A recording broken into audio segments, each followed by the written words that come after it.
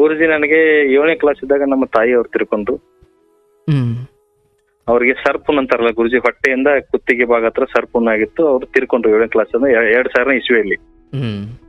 ತಂದೆ ಅವರು forest department ಅಲ್ಲಿ ಇದ್ರು. ಅವ್ರು 2008ರಲ್ಲಿ ತಿರ್ಕೊಂಡು ಗುರುಜಿ. ಸ್ವಲ್ಪ ಆರೋಗ್ಯ ಸ್ವಲ್ಪ ಏರುಪೇರು ಆಯ್ತು ಗುರುಜಿ ಅವ್ರಿಗೆ. ಒಂದ್ ನಿಮಿಷ, ತಾಯಿ ತೀರ್ಕೊಂಡಾಗ ನಿಮ್ಗೆ ಎಷ್ಟು ವರ್ಷ? ನನಗ 13 ವರ್ಷ ಗುರುಜಿ. ತಂದೆ ತೀರ್ಕೊಂಡಾಗ? ತಂದೆ ತಿರ್ಕೊಂಡಾಗ 21 ವರ್ಷ ಗುರುಜಿ. Okay okay okay. ಅಂದ್ರೆ ಒಂದು 7-8 ವರ್ಷದ ಆಸುಪಾಸಿನಲ್ಲಿ ಇಬ್ಬರನ್ನು ಕಳ್ಕೊಂಡ್ರಿ? ಹೌದು ಗುರುಜಿ, ಕರ್ಕೊಂಡು. ನಮ್ ತಂದೆ ಫಾರೆಸ್ಟ್ ಡಿಪಾರ್ಟ್ಮೆಂಟ್ ಅಲ್ಲಿ ಜಾಬ್ ಮಾಡ್ತಾ ಇದ್ರು. ತಂದೆಗೆ ಏನಾಗಿತ್ತು? ತಂದೆ ಸ್ವಲ್ಪ ಅವರು ಡ್ರಿಂಕ್ಸ್ ಮಾಡ್ತಿದ್ರು ಗುರುಜಿ, ಒಂದೇದ್ದು. ನಮ್ಮ ತಾಯಿ ಅವ್ರು ತಿರ್ಕೊಂಡ್ಮೇಲೆ ಸ್ವಲ್ಪ ಮಾನಸಿಕ ಆದಂಗ್ ಮಾಡ್ಕೊಂಡ್ಬಿಟ್ರು ಗುರುಜಿ ಅವರು. ಚಿಕ್ಕ ವಯಸ್ಸಿನಲ್ಲಿ ತಿರ್ಕೊಂಡ್ಬಿಟ್ರಲ್ಲ ಅಂತ. ನಮ್ ತಂದೆ ಅವ್ರು ನೋಡಿದ್ರೆ ಒಳ್ಳೆ ಒಂದ್ ಕಮಲ್ ತರ ಇದ್ರು. ಅವ್ರ ಮೀಸಿ, ಅವ್ರ ಸ್ಮಾರ್ಟ್ನೆಸ್, ಅದು ನನಗ್ ನೋಡಿದ್ರೆ ಗುರುಜಿ ಒಂದ್ಸಲ ಇವತ್ತಿಗೂ ದುಃಖ ಆಗುತ್ತೆ ನಮ್ಮ ತಂದೆ ಅವ್ರ ಫೋಟೋ ನೋಡಿದ್ರೆ. Okay okay okay okay. ಹೇಳಪ್ಪ.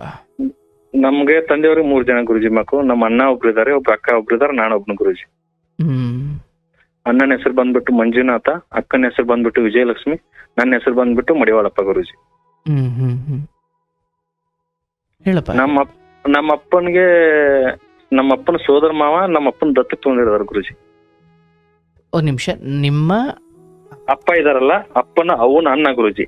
ಅಣ್ಣ ಅವ್ರಿಗೆ ಮಕ್ಕಳಾಗಿರ್ಲಿಲ್ಲ ಗುರುಜಿ. ಅವ್ರು ದತ್ತು ಪುತ್ರ ಅಂತ ನಮ್ಮ ತಂದೆ ಅವ್ರನ್ನ ತಗೊಂಡಿದ್ರು. ಅವರು 3-4 ವರ್ಷ ಇದ್ದಾಗ ನಮ್ಮ ಅಪ್ಪನ ಸೋದರ ಮಾವ ನಮ್ಮ ಅಪ್ಪನ ತಗೊಂಡು ಸಾಕಿದ್ರು ಗುರುಜಿ. ಅದ್ ಸಾಕಿದ್ರು. ನಮ್ಮ ಅಪ್ಪನ ಸೋದರ ಮಾವ ಅವ್ರು ತಿರ್ಕೊಂಡ್ರು ಗುರುಜಿ. ಅವ್ರು 2006ರಲ್ಲಿ ತಿರ್ಕೊಂಡ್ರು. ಈಗ ಅವ್ರು ನಮ್ಮ ಅಪ್ಪನ ಸೋದರ ಮಾವ ಹೆಂಡತಿ ಅಕ್ಕ ಇದಾಳಲ್ಲ, ಅಕ್ಕ ಆಗ್ಬೇಕು ನಮ್ಮ ಅಪ್ಪನಿಗೆ. ಅವ್ರು ಇದಾರೆ ಗುರುಜಿ ಇವಾಗ. ನಮ್ಮ ಅಪ್ಪ ತಿರ್ಕೊಂಡ್ಮೇಲೆ ಸೈಟ್ ತಗೊಂಡ್ವಿ. ನಮ್ ಬ್ರದರ್ ಮದ್ವೆ ಮಾಡಿದ್ವಿ ಗುರುಜಿ. ಎಲ್ಲಾ ಕಷ್ಟ, ತುಂಬಾ ಅಂದ್ರೆ ಕಷ್ಟ ಗುರುಜಿ. ನಮ್ಮ ಅಪ್ಪ ಅವ್ರು 2008ರಲ್ಲಿ ತಿರ್ಕೊಂಡ್ರು ಗುರುಜಿ. ಅವತ್ತಿಂದ ಇಲ್ಲಿ ಕಷ್ಟ ಅಂದ್ರೆ ಕಷ್ಟ ಆಗ್ಬಿಟ್ಟಿದೆ ಗುರುಜಿನಿಗೆ. ಬಟ್ ಅಣ್ಣನೇ ಎಲ್ಲ ಅಂದ್ರೆ ತಂದೆ ಹೋದ್ಮೇಲೆ ಅಣ್ಣ ನಿಭಾಯಿಸಿದ್ದ ಅಥವಾ ಯಾರು ನಿಭಾಯಿಸಿದ್ದು ಮನೆಯನ್ನು? ಅಣ್ಣನೇ ಅಂದ್ರೆ ಅಣ್ಣನೂ ಅಂದ್ರೆ ಅಲ್ಲಿ ಜಸ್ಟ್ ITI ಮುಗಿದ್ರು ಗುರುಜಿ. ಅವ್ರು ಧಾರವಾಡದಲ್ಲಿ ಜಾಬ್ ಹಂಗೆ ಬಂದು ಪಾರ್ಟ್ ಟೈಮ್ ಹೋಗ್ತಾ ಇದ್ರು ಗುರುಜಿ. ಆ ನೌಕರಿ ನಮ್ಮ ಅಣ್ಣಂಗೆ ನಾನೇ ಬಿಟ್ಕೊಟ್ಟೆ ಗುರುಜಿ, ನಮ್ಮ ಅಪ್ಪರದ್ದು. ಓಹೋ ಓಕೆ ಓಕೆ ಓಕೆ. ಈಗ ನಮ್ಮ ಅಪ್ಪನ ನೌಕರಿ ನಮ್ಮ ಅಣ್ಣಗೆ ಬಂದಿದೆ ಅನ್ಕೊಂಪಾದ್ರ. ಅವ್ರದ್ದು ಮ್ಯಾರೇಜ್ ಆಗಿ 3 ಮಕ್ಕಳಾಗಿದಾವೆ ಗುರುಜಿ.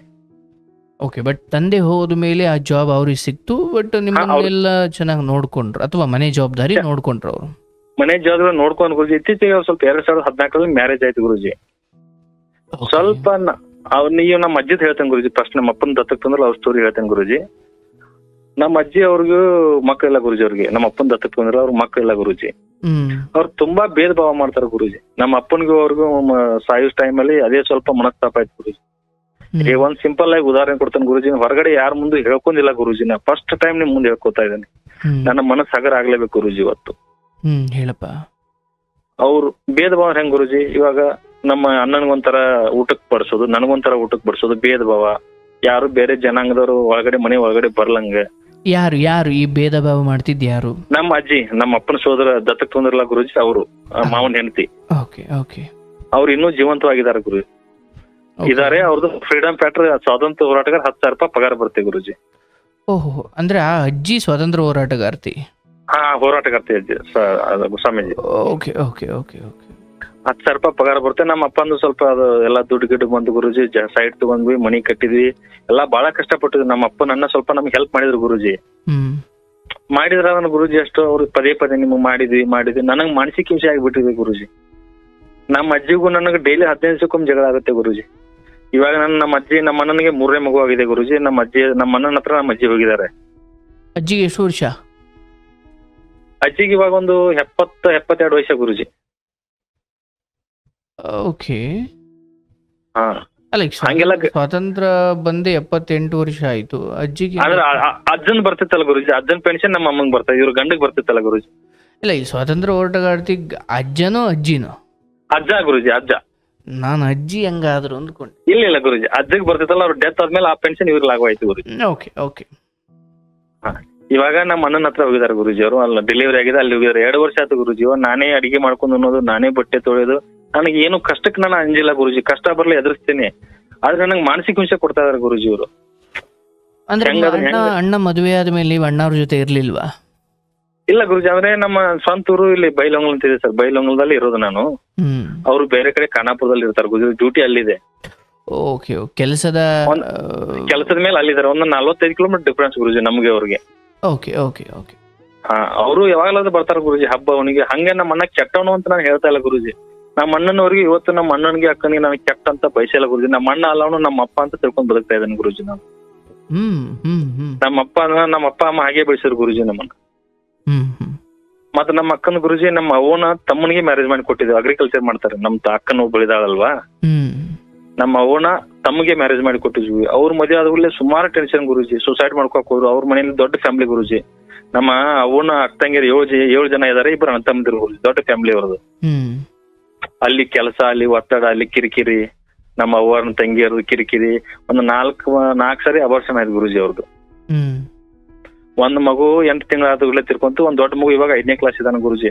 ನಾ ಮಾಡಿನಂತ ಅನ್ಮಾಡ ಗುರುಜಿ. ನಾನು ಸ್ವಲ್ಪ ಸ್ಟ್ರಿಕ್, ನಾನು ನೇರವಾಗಿ ಮಾತಾಡ್ತಿಲ್ಲ. ಸ್ವಲ್ಪ ಅವ್ರು ಕೆಟ್ಟವ್ರಿಗೆ ಅಂದ್ರೆ ನಮ್ಮ ಅಕ್ಕ ನಮ್ಮ ಅವ್ವನ್ ತವ್ರ ಮನೆಗೆ ಕೊಟ್ಟಿದೆ ಅಲ್ವಾ, ಅವ್ರು ಸ್ವಲ್ಪ ಕೆಟ್ಟವನು ಗುರುಜಿನ. ಈ ಪರದೇಶಿ ತಂದೆ ತಾಯಿ ಇಲ್ಲ ಅಂತ ಅವ್ರು ಹೇಗ್ ನಡ್ಕೋಬೇಕಂತ ಅವ್ರ ಗುರುಜಿ ಏನೂ ಗೊತ್ತಿಲ್ಲ ಗುರುಜಿ. ನಮ್ದೇ ತಪ್ಪು ಎಲ್ಲ ಒಂದು ಬೆಳಗ್ಗೆಯಿಂದ ಕೆಲಸ ಮಾಡಕ್ಕೆ ಸಾಯಂಕಾಲವರೆಗೂ ತಪ್ಪಲ್ಲ ಗುರುಜಿ. ಅಷ್ಟು ದೊಡ್ಡ ಫ್ಯಾಮಿಲಿ ಅವ್ರದ್ದು ಗುರುಜಿ ಅಲ್ಲಿ. ಇವಾಗ ನಮ್ಮ ಅಕ್ಕಂದು 8 ತಿಂಗಳ ಮಗು ನಾನೇ ಡೆಲಿವರಿ ಆದ ತಕ್ಷಣ ಅಂತ ನಾನೇ ಉಳಿದೆ ಗುರುಜಿ. ಎಲ್ಲಾ ನಾನೇ ಮಾಡಿದ್ದೀನಿ. ಅದು ನಾನಂತ ಅನ್ಬಾರ್ದು ಗುರುಜಿ. ಆ ಪಟ್ಟಂತ ಪರಿಶ್ರಮಕ್ಕೆ ನನಗೆ ಯಾವ್ದೋ ಒಂದು ಉದ್ಯೋಗ ಆಗಲಿ, ಇನ್ನೂ ಮ್ಯಾರೇಜ್ ಆಗಿಲ್ಲ ಗುರುಜಿ ನಂದು. ನನಗೆ ಬಾಳ ಅಂದ್ರೆ ಬಾಳ ಮೈಂಡ್ ಅಪ್ಸೆಟ್ ಆಗಿಬಿಟ್ಟಿದೆ ಗುರುಜಿ. ನೆಮ್ಮದಿ ಅನ್ನೋದಿಲ್ಲ ಮನಸ್ಸಿಗೆ. ಅಲ್ಲ, ಈಗ ನಿಮ್ಮ ಅಕ್ಕ ಗಂಡನ ಮನೇಲಿ ಚೆನ್ನಾಗಿದ್ದಾರಾ? ಚೆನ್ನಾಗಿದಾರ ಗುರುಜಿ. ಇವಾಗ ಅವರು ಸ್ವಲ್ಪ ಗಂಡ ಒಳ್ಳೆಯವನು ಗುರುಜಿ. ಗಂಡ ಒಳ್ಳೆ ಮನುಷ್ಯ, ಯಾವ್ದೇ ಹ್ಯಾಬಿಟ್ ಇಲ್ಲ, ಒಳ್ಳೆ ಕೆಲಸ ಮಾಡ್ಕೊಂಡಿದ್ದಾರೆ. ನಮ್ಮ ಗಂಡನ ಅವ್ವ ಇದೆಲ್ಲ ಡೆತ್ ಆದ್ಲು ಕೊರೋನಾದಲ್ಲಿ. ಏನ್ ಅಜ್ಜ ಒಬ್ಬ ಇದಾನೆ. ಅಜ್ಜ ಕಿರಿಕಿರಿ ಮಾಡ್ತಾನೆ ಗುರುಜಿ. ಸ್ವಲ್ಪ ಫೋನ್ ಅಲ್ಲಿ ಮಾತಾಡಿದ್ರೆ ಬೈಯೋದು, ಹೊರಗಡೆ ಹೋದ್ರೆ ಬೈಯೋದು. ಅಲ್ಲ, ಗಂಡ ಚೆನ್ನಾಗಿದ್ದಾರಲ್ಲ, ತೊಂದ್ರೆ ಇಲ್ವಲ್ಲ? ಗಂಡ ಚೆನ್ನಾಗಿದಾರೆ ಗುರುಜಿ. ಗಂಡ ಚೆನ್ನಾಗಿದ್ರು ಸ್ವಲ್ಪ ಲೇಟ್ ಆಗಿ ಮಕ್ಕಳಾದ ಗುರುಜಿ. ಅಕ್ಕಂಗೆ 7 ಜನ ಇದ್ರು, ಅಟ್ಟು ಬರ್ತಾರ ಗುರುಜಿ ತವ್ರ ಮನೆಗೆ. ಅದನ್ನ ಕೊಟ್ಟಿಲ್ಲ, ಇದನ್ನ ಕೊಟ್ಟಿಲ್ಲ. ಇವಳು ಬೈದ ಇವಳು ಅಧಿಕಾರ ಏನೋ ನಡೆಯಲ್ಲ ಗುರುಜಿ ಅಲ್ಲಿ. ಇವಾಗ ಬೆಳಿಗ್ಗೆ ಕೆಲಸ ಮಾಡಕ್ಕೆ ಸಾಯಂಕಾಲವರೆಗೂ ಕೆಲಸ ತಪ್ಪಲ್ಲ ಗುರುಜಿ. ಅಷ್ಟು ಕೆಲಸ ಬೀಳುತ್ತೆ. ತಾಳ್ಮೆನೇ ಇರಲಿ, ಎಲ್ಲ ಒಬ್ಳೆ ಹೆಂಗ್ ಮಾಡ್ಬೇಕು ಗುರುಜಿ ಅವಳು. ಇಲ್ಲಿ ಬಂದ್ರೆ ಅಕ್ಕಂದು ಕೊಟ್ಟಿದ್ದೀರಾ, ಅದು ಆಯ್ತು. ಅವ್ರ ಕಷ್ಟನೋ ಸುಖನೋ, ಅವ್ರ ಗಂಡ ಚೆನ್ನಾಗಿದ್ದಾರೆ, ಮುಂದೆ ಯಾವತ್ತೂ ಸರಿ ಹೋಗುತ್ತೆ. ಬಟ್ ಅದಕ್ಕೂ ನಿನ್ ನೋವಿಗೂ ಏನ್ ಸಂಬಂಧ? ಇಲ್ಲ ಗುರುಜಿ, ನಾನೇ ಹೋಗ್ಬೇಕು ಗುರುಜಿ. ಯಾರು ನಮ್ಮ ಅಣ್ಣ ಕೇರ್ ಮಾಡಲ್ಲ ಗುರುಜಿ. ನಾನೇ ಹೋಗ್ಬೇಕು. ಒಂದ್ಸಾರಿ ಸುಸೈಡ್ ಮಾಡ್ಕೊಂಡಾಗ ನಾನೇ ಓಡಿ ಹೋಗಿದ್ದೀನಿ ಗುರುಜಿ ಅಲ್ಲಿ. ಅಂದ್ರೆ ನಾನ್ ಹೇಳೋದು ಗುರುಜಿ, ನಮ್ಮ ಅಣ್ಣಂಗೆ ಸ್ವಲ್ಪ ಜವಾಬ್ದಾರಿ ಅನ್ನೋದು ಬೇಕು ಗುರುಜಿ. ಏನ್ ಗುರುಜಿ? ನಿಮ್ಗೆ ಎಷ್ಟು ವರ್ಷ ಈಗ? ಈಗ ನನ್ ಗುರುಜಿ 35 ವರ್ಷ ಗುರುಜಿ. ಓಹೋ. ನಾನು ಫಾರೆಸ್ಟ್ ಡಿಪಾರ್ಟ್ಮೆಂಟ್ ಅಲ್ಲಿ, ಪೊಲೀಸ್ ಡಿಪಾರ್ಟ್ಮೆಂಟ್ ಎಲ್ಲಾ ಜಾಬ್ ಟ್ರೈ ಮಾಡಿದೆ ಗುರುಜಿ. ಯಾವ್ದು ಆಗ್ಲಿಲ್ಲ ಗುರುಜಿ. ಬಟ್ ಎಷ್ಟು ಮದ್ವೆ ಯಾಕೆ ಆಗ್ಲಿಲ್ಲ? ಎಷ್ಟು ವರ್ಷ ಆದ್ರು? ಅದೇ ಗುರುಜಿ, ನಾನು ಯಾವ್ದಾದ್ರು ನೌಕರಿ ಮಾಡ್ಬೇಕು ಅನ್ನೋ ಆಸೆ ಆಯ್ತು ಗುರುಜಿ. ಅಲ್ಲಿ ಎಲ್ಲ ಟ್ರೈ ಮಾಡಿದೆ. 1-2 ತಿಂಗಳಲ್ಲಿ ಪಾರ್ಟ್ ಟೈಮ್ ಜಾಬ್ ಮಾಡಿದೆ, ಬಿಟ್ಟೆ. ಇಲ್ಲಿ ಮನೆಯಲ್ಲಿ ನಾವು ಮನೆ ಕಟ್ಟಿದೆ ಗುರುಜಿ. ಇಲ್ಲಿ ಮನೆಯಲ್ಲಿ ಒಬ್ರು ಇರಲ್ಲ ಗುರುಜಿ. ದೊಡ್ಡ ಮನೆ ಇದೆ, ನಾನು ಒಬ್ಬನೇ ಇರೋದು ಗುರುಜಿ ಇವಾಗ. ನನ್ನ ಕಷ್ಟನೇ ನಮ್ಮ ಅಣ್ಣಗೆ ಅರ್ಥ ಆಗ್ತಾ ಇಲ್ಲ ಗುರುಜಿ. ಮತ್ತ ಅದನ್ನು ನಮ್ಮ ಅಣ್ಣನ ಹೆಂಡತಿ ಮನೆಯವರು ಸರಿ ಇಲ್ಲ ಗುರುಜಿ. ನಮ್ಮ ಅಣ್ಣನ ಜೊತೆ ಬಂದ್ ಜಗಳ ಆಡ್ತಾರೆ, ಕಿರಿಕಿರಿ ಮಾಡ್ತಾರೆ. ಬಟ್ ನಿಮ್ಮ ಅಣ್ಣನ ಮನ್ಸು ಸ್ವಲ್ಪ ನಿಮ್ ಪರ ಇದೆಯಾ? ಪರ ಅನ್ನೋದಕ್ಕಿಂತ ನಿಮ್ ಕಾಳಜಿ ಬಯಸುತ್ತಾ? ಕಾಳಜಿ ಒಂದು 50% ಇದಾನೆ ಗುರುಜಿ. ಇಲ್ಲ ಅಂತ ಹೇಳ್ತಲ್ಲ, ಕಾಳಜಿ ಇದಾನೆ. ನಾನ್ ಏನ್ ಹೇಳುದು ಗುರುಜಿ ಅವ್ರಿಗೆ, ನಮ್ಮ ಅಪ್ಪ ತಿರ್ಕೊಂಡ ಮೇಲೆ ಕಷ್ಟದ ಜೀವನಗಳ ತಿಳಿದಮೇ ಹೆಜ್ಜೆ ಇಡು ಅಂತ ಹೇಳ್ತೀನಿ ಗುರುಜಿ. ಹಾಸಿಗೆ ಇದ್ದಷ್ಟೇ ಕಾಲ್ ಚಾಚು, ಹಾಸಿಗೆ ಬಿಟ್ಟೆ ಕಾಲ್ ಚಾಚಬೇಡ ಅಂತ ಹೇಳ್ತೀನಿ ಗುರುಜಿ. ನಮ್ಮ ಅಪ್ಪ ತಿರ್ಕೊಂಡಾಗ 1 ರೂಪಾಯಿ ಕೊಡಿಸ್ಬೇಕಾದ್ರೆ ಕಷ್ಟ ಆಗಿದೆ ನಮಗೆ. ಅಂದ್ರೆ ಹಾಸಿಗೆ ಇದ್ದಷ್ಟು ಕಾಲ್ ಚಾಚು ಅಂತ ಹೇಳಲಿಕ್ಕೆ ಕಾರಣ ಏನು? ನಿಮ್ಮ ಅಣ್ಣ ಅಂತದ್ದೇನ್ ಮಾಡ್ತಾವ್ರೆ ಅಂತ? ಸ್ವಲ್ಪ ಹೈಫೈ ಲೀಡ್ ಮಾಡ್ತಾನೆ ಗುರುಜಿ. ಸ್ವಲ್ಪ ಭೋಗದ ಬದುಕು. ಭೋಗದ ಬದುಕು. ಒಂದ್ 500 ರೂಪಾಯಿ ಚಪ್ಪಲ್ ತಗೊಳ್ಳಿ, 2000 ರೂಪಾಯಿ ಚಪ್ಪಲ್ ತಗೋತಾನೆ. 10,000 ರೂಪಾಯಿ ಟಿವಿ ತಗೊಳ್ಳಿ, 50,000 ರೂಪಾಯಿ ಟಿವಿ ತಗೊಳ್ಳೋದು. ನಾನೇನ್ ನಿಂದಿದ್ದೇನಪ್ಪ, ಇದು ಕಷ್ಟ ಜೀವನ ತಿಳಿದ್ ನಡಿ. ಅಪ್ಪ ತಿರ್ಕೊಂಡಾಗ ಏನಾಗಿದೆ, ಒಂದ್ ಸೈಡ್ ತಗೋಬೇಕಾದ್ರೆ ಸಂಬಂಧಿಕರು ಯಾವ ತರ ಮಾತಾಡಿದ್ದಾರೆ. ಸೈಕಲ್ ಅಲ್ಲಿ ಜೀವನ ನಡೆಸಿದ ಗುರುಜಿ. ನನ್ನ ಬೈಕ್ ಇದ್ರು ಕೊಟ್ಟಿಲ್ಲ, ಸೈಕಲ್ ಅಲ್ಲಿ ಜೀವನ ನಡೆಸಿದ ಅಪ್ಪ ತಿರ್ಕೊಂಡ. ಇವಾಗ 2 ವರ್ಷ ಆಯ್ತು ಗುರುಜಿ, ನಾನು ಒಬ್ಬನೇ ಮನೆಯಲ್ಲಿ ಇದ್ದೀನಿ ಇವಾಗ ಸದ್ಯ ಪ್ರೆಸೆಂಟ್. ಪಾತ್ರೆ ತೊಳೆದ್ ನಾನು, ಬಟ್ಟೆ ತೊಳೆದ ನಾನು, ಮನೆ ಕಸ ಗುಡಿಸೋದು ನಾನು, ಅಡಿಗೆ ಮಾಡ್ಕೋದು ನಾನು.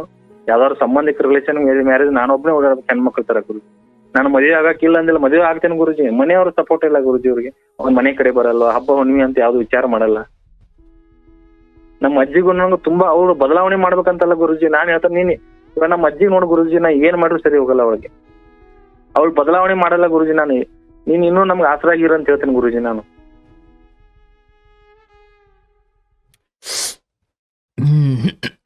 ಅಲ್ಲ, ಈ ನನಗೆ ಒಂದು ಅನ್ಸುತ್ತೆ ನಿಮ್ಮ ಕಡೆಯವ್ರನ್ನ ನೋಡಿದಾಗ, ಪಾಪ ಎಷ್ಟು ಹುಡುಗರು ಉತ್ತರ ಕರ್ನಾಟಕದವ್ರು ಎಸ್ಪೆಷಲಿ ಕೆಲಸ ತಗೊಳ್ಬೇಕು, ಈ ಕಾರಣಕ್ಕೆ 35 ತಕ್ಕ ಮದುವೆ ಆಗದೆ ಉಳಿತಾರಲ್ಲ, ಇದು ಏನು ಥಿಯರಿ ಇದು? ನನಗೆ ಅರ್ಥವೇ ಆಗಲ್ಲ. ಅಂದರೆ ಜಾಬ್ ಇಲ್ಲದೆ ಹೋದ್ರೆ ಹೆಣ್ಣೆ ಕೊಡಲ್ವಾ ಆ ಕಡೆ ಅಂತ?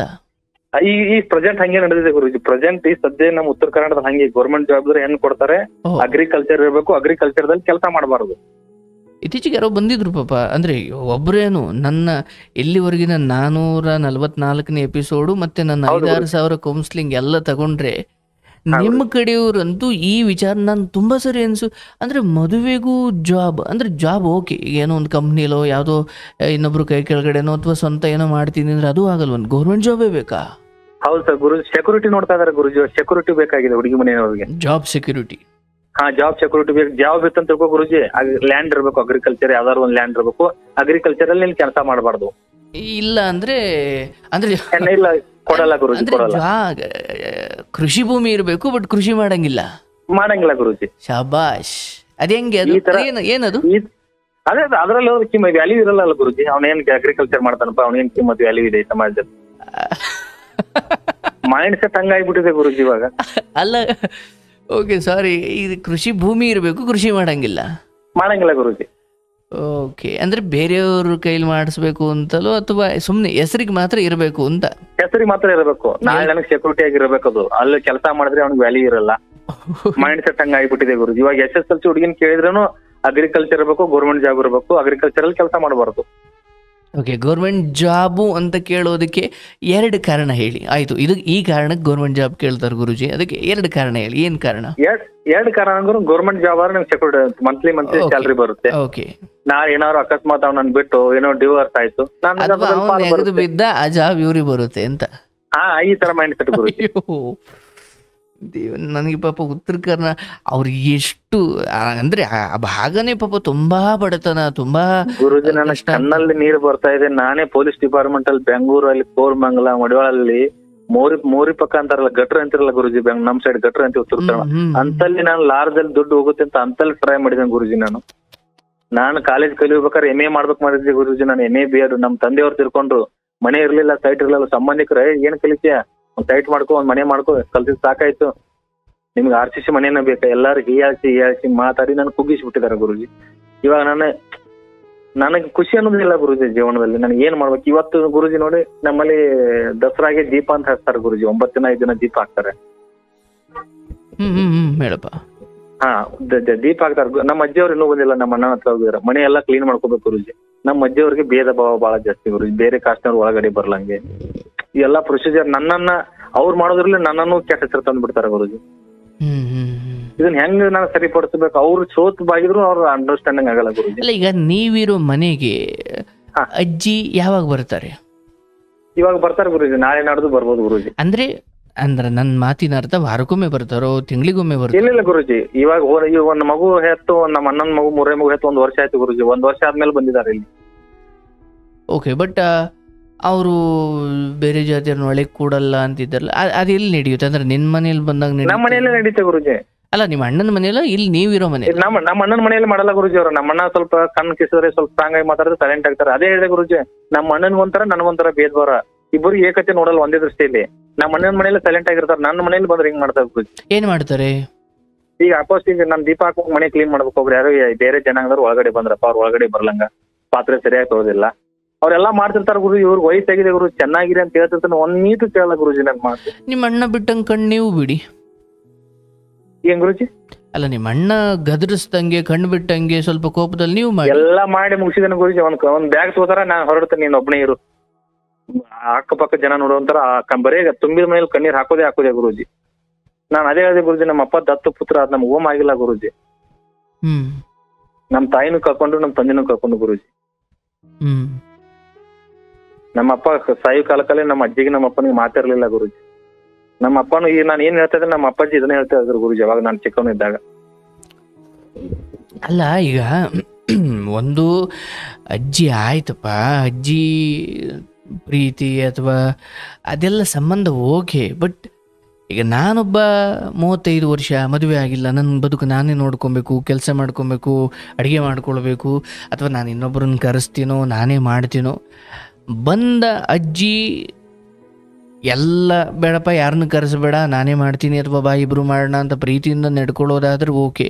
ಇಲ್ಲ ತಾನು ಮಾಡೋದು ಇಲ್ಲ ಇನ್ನೊಬ್ರು ಬಂದು ಮಾಡ್ಲಿಕ್ಕೂ ಬಿಡಲ್ಲ ಅಂದಾಗ ನೋಡಪ್ಪ ಅಲ್ಲಿ ಸಂಬಂಧ ಮುಖ್ಯ ಆಗಬೇಡ. ಯಾಕೂ ಗೊತ್ತಿಲ್ಲ, ನಾನು ಇದನ್ನು ಹೇಳಿ ಹೇಳಿ ಸಾಕಾಗೋಗ್ಬಿಟ್ಟಿದೆ ನನಗಂತೂ. ಈಗ ನಮ್ಮ ಅಜ್ಜಿಗೆ ಒಂದು ಮಾತು ಅಂದ್ಬಿಟ್ರೆ ಹತ್ಕೊಂಡು ಹೋಗ್ತಾರೆ. ಅರೆ ಏನು ಮಾಡೋಕೆ, ಪ್ರಾಣ ಕತ್ಕೊಳಕ್ಕಾಗುತ್ತಾ? ನೋಡಪ್ಪ ಈಗ ನಿನ್ನ ಸಂತೋಷ ಇದೆಯಲ್ಲಪ್ಪ, ನಿನ್ನ ನಡವಳಿಕೆ ಈಗ ಸದ್ಯಕ್ಕೆ ಅಜ್ಜಿ ಜೊತೆ ಆಕೆ ಏನು ವಿಚಿತ್ರವಾಗಿ ವರ್ತಿಸಿದ್ರು, ಸ್ವಲ್ಪ ನಿಷ್ಠೂರವಾಗಿ ವರ್ತಿಸಿದ್ರು, ಅರ್ಥವಿಲ್ಲದ ಕೋಪ ಅಥವಾ ತಾರತಮ್ಯ, ಅವ್ರನ್ನ ಒಳಗೆ ಕರೆಸ್ಬೇಡ, ಇದು ಹಿಂಗೆ ಮಾಡಿದೆ ಅದು ಹಿಂಗೆ ಮಾಡಿದೆ, ಇದು ಮಡಿ ಮೈಲಿಗೆ ಇವೆಲ್ಲ ಯಾವಾಗ ಚಂದ? ಸರಿ, ನಿನ್ನ ಕೈಲಿ ಸಾಧಿಸೋಕ್ಕಾಗುತ್ತಾ, ನಿನ್ನ ಕೈಲಿ ಮಡಿಯಾಗಿರೋಕ್ಕಾಗುತ್ತಾ ಮಾಡ್ಕೊ. ಬಟ್ ನಿನ್ನ ಕೈಲಿ ಆಗದೆ ಇರೋ ಸಮಯದಲ್ಲಿ ಬೇರೆಯವ್ರನ್ನ ಮಡಿ ಅಂತ ಶುದ್ಧವಾಗಿರೋದು ಬಹಳ ಶ್ರೇಷ್ಠವಾದ ವಿಚಾರವೇ ಹೌದು. ಬಟ್ ನೀನು ಆ ಕಾಲದಿಂದ ಶುದ್ಧತೆ ಕಾಪಾಡಿಕೊಂಡು ಬಂದೆ, ಹುಣಸೆಹಣ್ಣು ಹಾಕಿ ಬೆಳಗೋದು, ಅದು ಮಾಡೋದು ಇದು ಮಾಡೋದು, ಶಕ್ತಿ ಇದ್ದ ಸಮಯದಲ್ಲಿ ಮಾಡಿದೆ. ಶಕ್ತಿ ಹೋದ್ಮೇಲೆ ನಿನ್ನ ದೇಹದ ಮಡಿಯನ್ನು ನೀನು ಕಾಪಾಡ್ಕೊ, ಮನೆಯನ್ನು ಶಕ್ತಿ ಇರೋರು ಹೆಂಗೋ ಮಾಡ್ಕೊಳ್ಳಿ. ಅಬ್ಬ ಅಂದ್ರೆ ನೋಡಪ್ಪ ಹಿಂಗೆ ಮಾಡಿ ಹೇಳ್ಬೋದು, ಇಲ್ಲಪ್ಪ ಪಾಪ ಅವನು ತಂದೆ ತಾಯಿ ಇಲ್ಲದ ಮಗ, ಅವನು ಹೆಂಡತಿ ಇಲ್ಲ ಅಥವಾ ಮದುವೆ ಆಗಿಲ್ಲ ಅಥವಾ ಇನ್ನೊಬ್ರು ಯಾರೋ ಇದ್ದಾರೆ ನೋಡ, ಅವನ ಕೈಲಾದಂಗೆ ಅವನು ಮಾಡ್ಕೊಳ್ತಾನೆ. ಏನು ಮನೆಯವರೆಲ್ಲ ತಲೆ ತಗ್ಸೋತಾರೆ, ಏನು ಮಾಡಿಲ್ವಲ್ಲ, ಬಿಡಪ್ಪ ಅವ್ನು ಮಂದ್ಕೊಂಡಂಗೆ ಮಾಡಲಿ ಅಥವಾ ನಾನು ಮಾರ್ಗದರ್ಶನ ನೀಡೋಣ ಅಂದರೆ ಈ ಸಪೋರ್ಟಿವ್ ಮೈಂಡ್ ಸೆಟ್ ಇಟ್ಕೊಂಡು ಅಜ್ಜಿ ಬಂದ್ರ ಕಾಲಿಗೆ ಬಿದ್ದು ನೀವು ಶರಣಾಗಿ ಗೌರವದಿಂದ ಕಂಡು ಕಳಿಸಿ. ಇಲ್ಲ ನೀವು ಇರೋ ನೋವಲ್ದೇನೆ ಅವರು ಬೇರೆ ಮಡಿ ಮೈಲಿಗೆ ಅಂತ ತಲೆ ತಿಂದು ನಿಮ್ಮನ್ನು ಇನ್ನಷ್ಟು ಸಂಕಷ್ಟಕ್ಕೆ ದೂಡುವ ವ್ಯಕ್ತಿತ್ವವನ್ನು ತೋರಿಸಿದಾಗ ದಯವಿಟ್ಟು ಅದು ಅಣ್ಣ ಆಗಲಿ ಅಜ್ಜಿ ಆಗಲಿ ನಾಳೆ ಇನ್ಯಾರೋ ಆಗಲಿ ತೀರಾ ಅಂದರೆ ನನಗವರು ವಿರುದ್ಧ ಮಾತಾಡ್ಬಿಟ್ರಲ್ಲ ಅಂತ ಒಮ್ಮೆಲೆ ಕೋಪಗೊಂಡು ಬಿಡಬೇಕು, ಅವ್ರನ್ನ ಹೊರಗಡೆ ಹಾಕಿಬಿಡ್ಬೇಕು ಅಂತಲ್ಲ. ಬಟ್ ನನ್ನ ಪರಿಸ್ಥಿತಿ ಮಣ್ಣು ತಿನ್ನೋ ಹಂತಕ್ಕೆ ಬಂದಾಗಲೂ ಇಲ್ಲ ಮಣ್ಣು ತಿನ್ನಬೇಡ, ಮಣ್ಣು ತಿನ್ನಬೇಡ, ಅನ್ನನೂ ಇಲ್ಲ ನಾನು ಸಾಯಿಲ್ಲ. ಅದೇ ಗುರುಜಿ ಹಿಂಗ್ ಮಾಡ್ತಾರ ನೋಡಪ್ಪ, ಈ ಪರಿಸ್ಥಿತಿ ಬೇರೆ ದಾರಿ ಇಲ್ಲ. ಒಂದು ಅಜ್ಜಿ ಏನಾದರೂ ಅನ್ಲಿ ಸರ್, ನಾನು ಇರೋದೇ ಹಿಂಗೆ ಸರ್, ಹಂಗಂತ ನಾನು ಏನೋ ಮನೆಯಲ್ಲಿ ಹೊಲ್ಸು ಕೆಲಸ ಏನು ಮಾಡ್ತಿಲ್ಲ ಅಥವಾ ಯಾವುದು ವೇಷವಾಟಿಕೆ ನಡೆಸ್ತಾ ಇಲ್ಲ. ನನ್ನ ಕೈಲಿ ಆಗದೆ ಇರೋದನ್ನ, ಒಬ್ಬ ಗಂಡಸ ಕೈಲಿ ಆಗದೆ ಇರೋ ಕೆಲವು ವಿಚಾರಗಳನ್ನ ನಾನು ಯಾರನ್ನೂ ಕರೆಸಿ ಮಾಡಿಸ್ತೀನಿ. ಆಕೆ ಯಾವ ಜಾತಿನೂ ಧರ್ಮ ನನಗೆ ಬೇಡ. ಯಾಕಂದ್ರೆ ನಾನೊಬ್ಬ ಎಜುಕೇಟೆಡ್ ಆಗಿ ಜಾತಿ ಧರ್ಮ, ನಿನ್ನ ಮನೆಗೆ ಕೆಲಸ ಮಾಡಲಿಕ್ಕೆ ಬಂದಂಥ ಒಂದು ಹೆಣ್ಣು ಕೆಲಸ ಮಾಡೋದಲ್ಲದೆ ನಿನ್ನ ಮನೆಯಿಂದ ಏನೋ ಒದ್ಕೊಂಡು ಕದ್ದುಕೊಂಡು ಹೊಂಟೋದ್ಲು ಅಂದ್ರೆ ಆಕೆ ಹೀನ ಜಾತಿ. ಜಾತಿ ಅಂತ ಕೆಟ್ಟ ಗುಣದಿಂದ ಒಳ್ಳೆ ಗುಣ ಇರೋರು ಮೇಲ್ಜಾತಿ, ಕೆಟ್ಟ ಗುಣ ಇರೋರು ಕೆಳಜಾತಿ, ಇಷ್ಟೇ. ಜಾತಿ ಅನ್ನೋದು ಗುಣದಿಂದ ಆಗಬೇಕಾದದ್ದೇ ಹೊರತು ಅವಳು ಇನ್ಯಾರೋ ಕಡಿಮೆ ಏನು ಕೆಳಜಾತಿಯವಳು ಜಾತಿ ಇಲ್ಲ. ನಿನ್ನ ಅಜ್ಜಿ ಹಂಗೆ ಹೇಳ್ತಿದ್ದಾರ, ಆಯ್ತು ಅಜ್ಜಿ ನಾನು ಕರೆಸಲ್ಲ, ನೀನೇ ಮಾಡಲ್ವಾ, ಸುಮ್ಮನೆ ಮೈಲಿ ಸೈಲೆಂಟಾಗಿ ಕೂತ್ಕೋ, ನೀನು ಬೇಜಾರು ಮಾಡ್ಕೊಂಡ್ರು ಪರವಾಗಿಲ್ಲ, ನಾನು ನಿನಗೆ ಔಷಧಿಗೆ ದುಡ್ಡು ಕೊಡಬಲ್ಲೆ ಅಥವಾ ನಿನ್ನ ಎಲ್ಲವನ್ನು ನೋಡ್ಕೊಳ್ಬಲ್ಲೆ. ಬಟ್ ಈ ವಿಚಾರಗಳಲ್ಲಿ ನಾನು ಒಪ್ಲಿಕ್ಕೆ ತಯಾರಿಲ್ಲ, ಯಾಕಂದ್ರೆ ನನ್ನ ಸ್ಥಿತಿ ಆಗಿದೆ. ಅಂದರೆ ಅಜ್ಜಿ ಆಗಲಿ ಅಣ್ಣ ಆಗಲಿ ಯಾರಾಗಲಿ ನಿಮ್ಮ ಪರಿಸ್ಥಿತಿ ಅರ್ಥ ಮಾಡಿಕೊಂಡು ಅದಕ್ಕೆ ತಕ್ಕಂತೆ ಬೆಂಬಲಿಸುವ ಮನಸ್ಥಿತಿ ಉಳ್ಳವರ ಕಾಲಿಗೆ ಬೀಳಿ. ನೀವು ಅಲ್ಲಿ ಬೆಂಕಿ ಉರಿತಾ ಇದೆ, ಇನ್ನೊಂಚೂರು ತುಪ್ಪ ಹಾಕ್ತೀನಿ ಅನ್ನೋರ್ನ ಗೌರವದಿಂದ ಕಾಣುವ ಅವಶ್ಯಕತೆ ಇಲ್ಲ. ಕರೆಕ್ಟ್ ಗುರುಜಿ, ಅವಳು ತಪ್ಪು ಮಾಡಿದಾಗ ಗುರುಜಿ ನಾನೇ ಕಾಲು ಬಿದ್ದಿದ್ದೇನೆ ಗುರುಜಿ. ಅವಳು ಚೆನ್ನಾಗಿರಮ್ಮ, ನಿನ್ ಕೈ ಮುಗಿತೀನಿ, ಕಾಲಿಗೆ ಬೀಳ್ತೀನಿ, ನಾನು ಎಲ್ಲಾ ಕೆಲಸ ಮಾಡ್ತೀನಿ, ನಿನ್ ತಾಳ್ಮೆಯಿಂದ ಯಾವ್ದು ಕೇಳಲ್ಲ ಗುರುಜಿ. ನಾನು ಪ್ರತಿ ತಿಂಗಳ ಅವ್ರ ಪಗಾರ ತರ ಕರ್ಕೊಂಡು ಹೋಗ್ತೀನಿ ಗುರುಜಿ, ಸ್ಯಾಲ್ರಿ 10,000 ರೂಪಾಯಿ, 10,000 ತಗೊಂಡು ಅವಳ ಕೈಯಲ್ಲೇ ಕೊಡ್ತೀನಿ ಗುರುಜಿ, ಅವಳ ಮುಂದೆ ಎನಿಸ್ಕೊಡ್ತೀನಿ. ಅಲ್ಲಿವರೆಗೂ ಡೌಟ್ ಇದ ಗುರುಜಿ ನನ್ನ ಮೇಲೆ. ನೋಡಪ್ಪ, ಇದೆಲ್ಲ ನೀವು ಮಾಡ್ಕೊಂಡ್ರೋದಯ್ಯ. ನನಗೆ ಯಾಕೋ ಒಂದು ಸತ್ಯ ನೀವು ಅರ್ಥ ಮಾಡ್ಕೊಳ್ಬೇಕು. ಈಗ ನಿಂತು ಮದುವೆ ಮಾಡಬೇಕು ಅಂತ ಅನ್ನೋಷ್ಟು ಕಾಳಜಿ ಇಲ್ಲ, ಅಥವಾ ನೀನು ಉಂಡ ತಿಂದ ನೀನು ಏನು ಮಾಡ್ತೀವಿ ಇದು ಯಾವುದೂ ಇಲ್ಲ ಅಂದಾಗ ನೀನು ಯಾಕೆ ಅಷ್ಟೊಂದು ತುಂಬ ಹೆದರ್ಕೊಂಡು ಬೇಡ. ಇದು ಚಿಕ್ಕ ಹುಡುಗನಿಗೂ ಅರ್ಥವಾಗೋ ವಿಚಾರ ಇದು. ಉಕಣಪ್ಪ, ನನ್ನ ಮದುವೆ ಬಗ್ಗೆ ಕಾಳಜಿ ಮಾಡ್ತವ್ರೆ, ಪಾಪ ಅಲ್ಲಿ ಇಲ್ಲಿ ಹೆಣ್ಣು ಹುಡುಕ್ತವ್ರೆ, ಪಾಪ ನನ್ನ ಬಗ್ಗೆ ತುಂಬ ಒಳ್ಳೆ ಮಾತಾಡ್ತಾರೆ, ಅಥವಾ ನನ್ನ ತಪ್ಪುಗಳನ್ನು ತಿದ್ದುತ್ತಾರೆ, ಒಳ್ಳೇದು ಮಾಡಿದಾಗ ಬೆಂಬಲಿಸ್ತಾರೆ, ನನಗೆ ಊಟ ಮಾಡ್ದ ಅಂತ ಪ್ರತಿದಿನ ಫೋನ್ ಮಾಡಿ ಕೇಳ್ತಾರೆ. ಇಷ್ಟೆಲ್ಲ ಇರೋರ ಹತ್ರ ಬೇಕಾದ್ರೆ ಬಯಸ್ಗಳೇ, ತಪ್ಪಿಲ್ಲ. ಇದು ಯಾವುದೂ ಮಾಡಿದವರು ಬಳಿ ಬಂದ್ಬಿಟ್ಟು ಇದು ಯಾವುದೂ ಮಾಡದೆ ನಿರ್ಲಕ್ಷ್ಯವಾಗಿ ಈ ಮಲ್ತಾಯಿ ಧೋರಣೆ ತೋರೋರನ್ನ ಇದು ಯಾವುದೋ ಬಂದು ವಿಚಾರದಲ್ಲಿ ಮಾಡುತ್ತಾರೆ. ಇಲ್ಲಪ್ಪ, ನೀನು ಅದಕ್ಕೆ ಬೆಲೆ ಕೊಡಬಾರ್ದು. ಕರೆಕ್ಟ್ ಗುರುಜಿ. ಈಗ ನಾಳೆ ದಿನ ಬಂದು ಇನ್ನೂ ಜಾಸ್ತಿ ಅದನ್ನು ಹೆಚ್ಚು ಮಾಡಿದ್ರು, ಅಥವಾ ನಾಳೆ ನೀವು ಒಂದು ಮದುವೆ ಆಯಿತು ಇನ್ನೂ ಬಂದು ಈ ರೀತಿ ನಡ್ಕೊಳ್ಳೋಕೆ ಶುರು ಮಾಡಿದ್ರೆ ಆಯಿತು, ಬಿದ್ದೋಗೋ ಜೀವ ಆಗಲಿ ಅಥವಾ ಈಗಿನ್ನೂ ಚಿಗುರ್ತಾ ಇರೋ ಜೀವ ಆಗಲಿ, ಸತ್ಯ ಸತ್ಯನೇ, ಪರಿಸ್ಥಿತಿ ಹೆಂಗಿದೆಯೋ ಅದಕ್ಕೆ ತಕ್ಕಂಗೆ ನಡ್ಕೊಳ್ಬೇಕೇ ಹೊರತು ಸಾವಿನ ಮನೆಯಲ್ಲಿ ಇಲ್ಲ ಇಲ್ಲ ಇಲ್ಲ ಅಳೋದು ಕೆಟ್ಟದ್ದು ಯಾರು ಒಳಂಗಿಲ್ಲ ಅಂದರೆ, ಅರೆ ಸಾವಿದ್ದಾಗ ಅಳಬೇಕು, ಮದುವೆ ಮನೆಯಲ್ಲಿ ನಗಬೇಕು, ಅದರದ್ದೇ ಆದ ಒಂದು ರೀತಿ ನೀತಿ ಪರಿಸ್ಥಿತಿ ಆಧಾರದ ಮೇಲೆ ನಾವು ಅದನ್ನು ಮಾಡಲೇಬೇಕು. ಕರೆಕ್ಟ್ ಗುರುಜಿ. ಹಾಗಾಗಿ ಏನೋ ತಡೆಯಪ್ಪ ನಿನ್ನ ಬಗ್ಗೆ ಮದುವೆಗೆಲ್ಲ ಹೆಣ್ಣು ನೋಡ್ತಾವ್ರೆ, ನಿನ್ನ ಬಗ್ಗೆ ತುಂಬ ಕಾಳಜಿ ತೋರ್ತಾವ್ರೆ, ಇಷ್ಟೆಲ್ಲ ಮಾಡೋ ಅಜ್ಜಿಗೆ ಇದನ್ನು ಕೇಳೋ ಹಕ್ಕಿಲ್ವಾ? ಸುಮ್ಮನಿರಯ್ಯ, ಕೇಳ್ತಲ್ ಕಣೆ ಅಜ್ಜಿ, ನೀನು ಅಜ್ಜಿ ನಿನ್ನ ಬಗ್ಗೆ ಇಷ್ಟೊಂದು ಕಾಳಜಿ ಮಾಡೋ ಅಜ್ಜಿಯನ್ನು ಇದೊಂದು ವಿಚಾರದಲ್ಲಿ ಯಾಕಪ್ಪ ನೀನು ಹಿಂಗೆ ಅಂತೀಯ ಅಂತ ನಾನೇ ನಿನ್ಗೆ ಹೇಳ್ತಿದ್ದೆ. ಬಟ್ ಅದು ಯಾವುದೂ ಇಲ್ಲ ಅಂದಾಗ ಅದು ಯಾಕೆ ಬೆಲೆ ಕೊಡ್ತೀಯ? ಅದೇ ಗುರುಜಿ, ನಿಮ್ಮನ್ನೇ ಕೇಳ್ತದ ಗುರುಜಿ, ನಾನು ಯಾವ ಹಾದಿ ತುಳಿಬೇಕು ನಿಮ್ ಬೇಡ. ಅಜ್ಜಿಗೆ ನೀವೇನಾದರೂ ನಿಮ್ಮ ಕೈಲಿ ಬಿದ್ದಂಥ ಕಾಲಕ್ಕೆ ಹಣ್ಣು ಹಂಪಲು ಔಷಧಿ ಇದೇನು ಮಾಡಬೇಕು ನಿಮ್ಮ ಋಣವನ್ನು ನೀವು ತೀರಿಸಿ. ಬಟ್ ನಿಮ್ಮ ಬದುಕಿನ ಕುರಿತು, ನಿಮ್ಮ ನಾಳೆಗಳ ಕುರಿತು, ನಿಮ್ಮ ದಾಂಪತ್ಯ ಅಥವಾ ನಿಮಗೇನೋ ಒಂದು ದಾರಿ ಕಾಣಿಸಬೇಕು, ನಿಮ್ಮನ್ನೊಂದು ದಡ ತಲುಪಿಸ್ಬೇಕು ಅನ್ನೋದ್ರ ಬಗ್ಗೆ ಆ ಅಜ್ಜಿ ಅಂತಕ್ಕಂಥವಳಾಗಲಿ ಅಥವಾ ಅಣ್ಣ ಅಂತಕ್ಕ ಇವ್ರು ಯಾರಿಗೂ ಕಾಳಜಿ ಇಲ್ಲ ಅಂದಾಗ, ಇವ್ರು ಯಾರನ್ನೂ ನಂಬಿಕೊಂಡು ನಿಮ್ಮ ಜೀವನದ ಅಂಥದ್ದೊಂದು ದಿನಕ್ಕೆ ಕಾಯ್ತಾ ಕೂರೋದು ಮುಟ್ಟಾಳ್ತನ, ಮೂರ್ಖತನ ಅದು. ಕರೆಕ್ಟ್ ಗುರುಜಿ. ನಿಮ್ಗೆ ಹಸುವಾದಾಗ ನೀವೇ ಊಟ ಮಾಡಬೇಕು. ಕರೆಕ್ಟ್ ಗುರುಜಿ. ಅರ್ಥ ಆಯ್ತವಲ್ಲ? ಹಾಗಾಗಿ ನೀವು ಮದುವೆ ಆಗಬೇಕು ಅನ್ನೋ ಆಸೆ ಇದೆಯಾ, ಎಲ್ಲ ಹುಡುಕ್ತೀರಾ, ಏನು ಮಾಡ್ತೀರೋ ಅದು ನೀವು ಮಾಡಿ.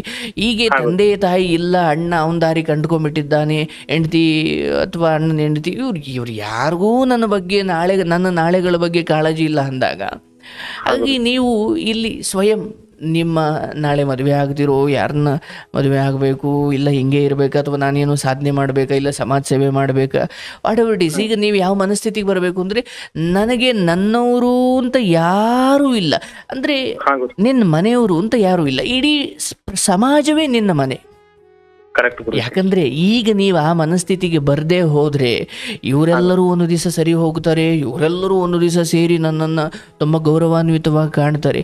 ಅವ್ರ ಗೌರವ ಆಗಲಿ ಅಥವಾ ಅವರ ತಿರಸ್ಕಾರವಾಗಲಿ ಇದು ಯಾವುದೂ ಮ್ಯಾಟ್ರಲ್ಲ.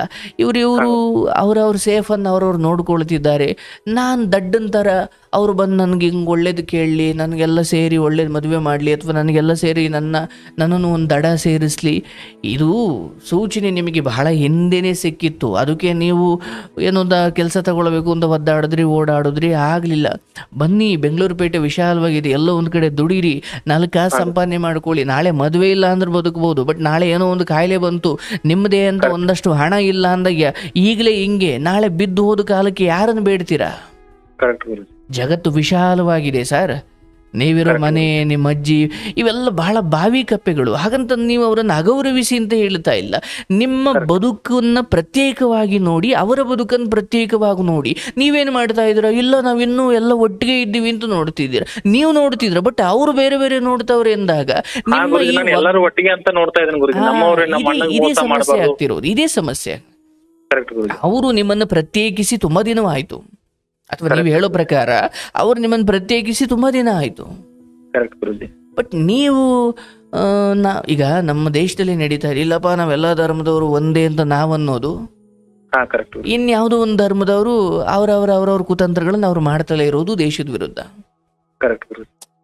ಈಗ ಕೆಲವೊಮ್ಮೆ ಹಂಗೆ ಆಗ್ಬಿಡುತ್ತೆ, ಅಯ್ಯೋ ನಾವೆಲ್ಲ ಒಂದೊಂದುಕೊಂಡು ಭ್ರಮೇಲಿ ಬದುಕ್ತಿರ್ತೀವಿ, ಅವರೆಲ್ಲ ಪ್ರತ್ಯೇಕವಾದಿಗಳಾಗಿ ಬದುಕ್ತಾ ಇರ್ತಾರೆ.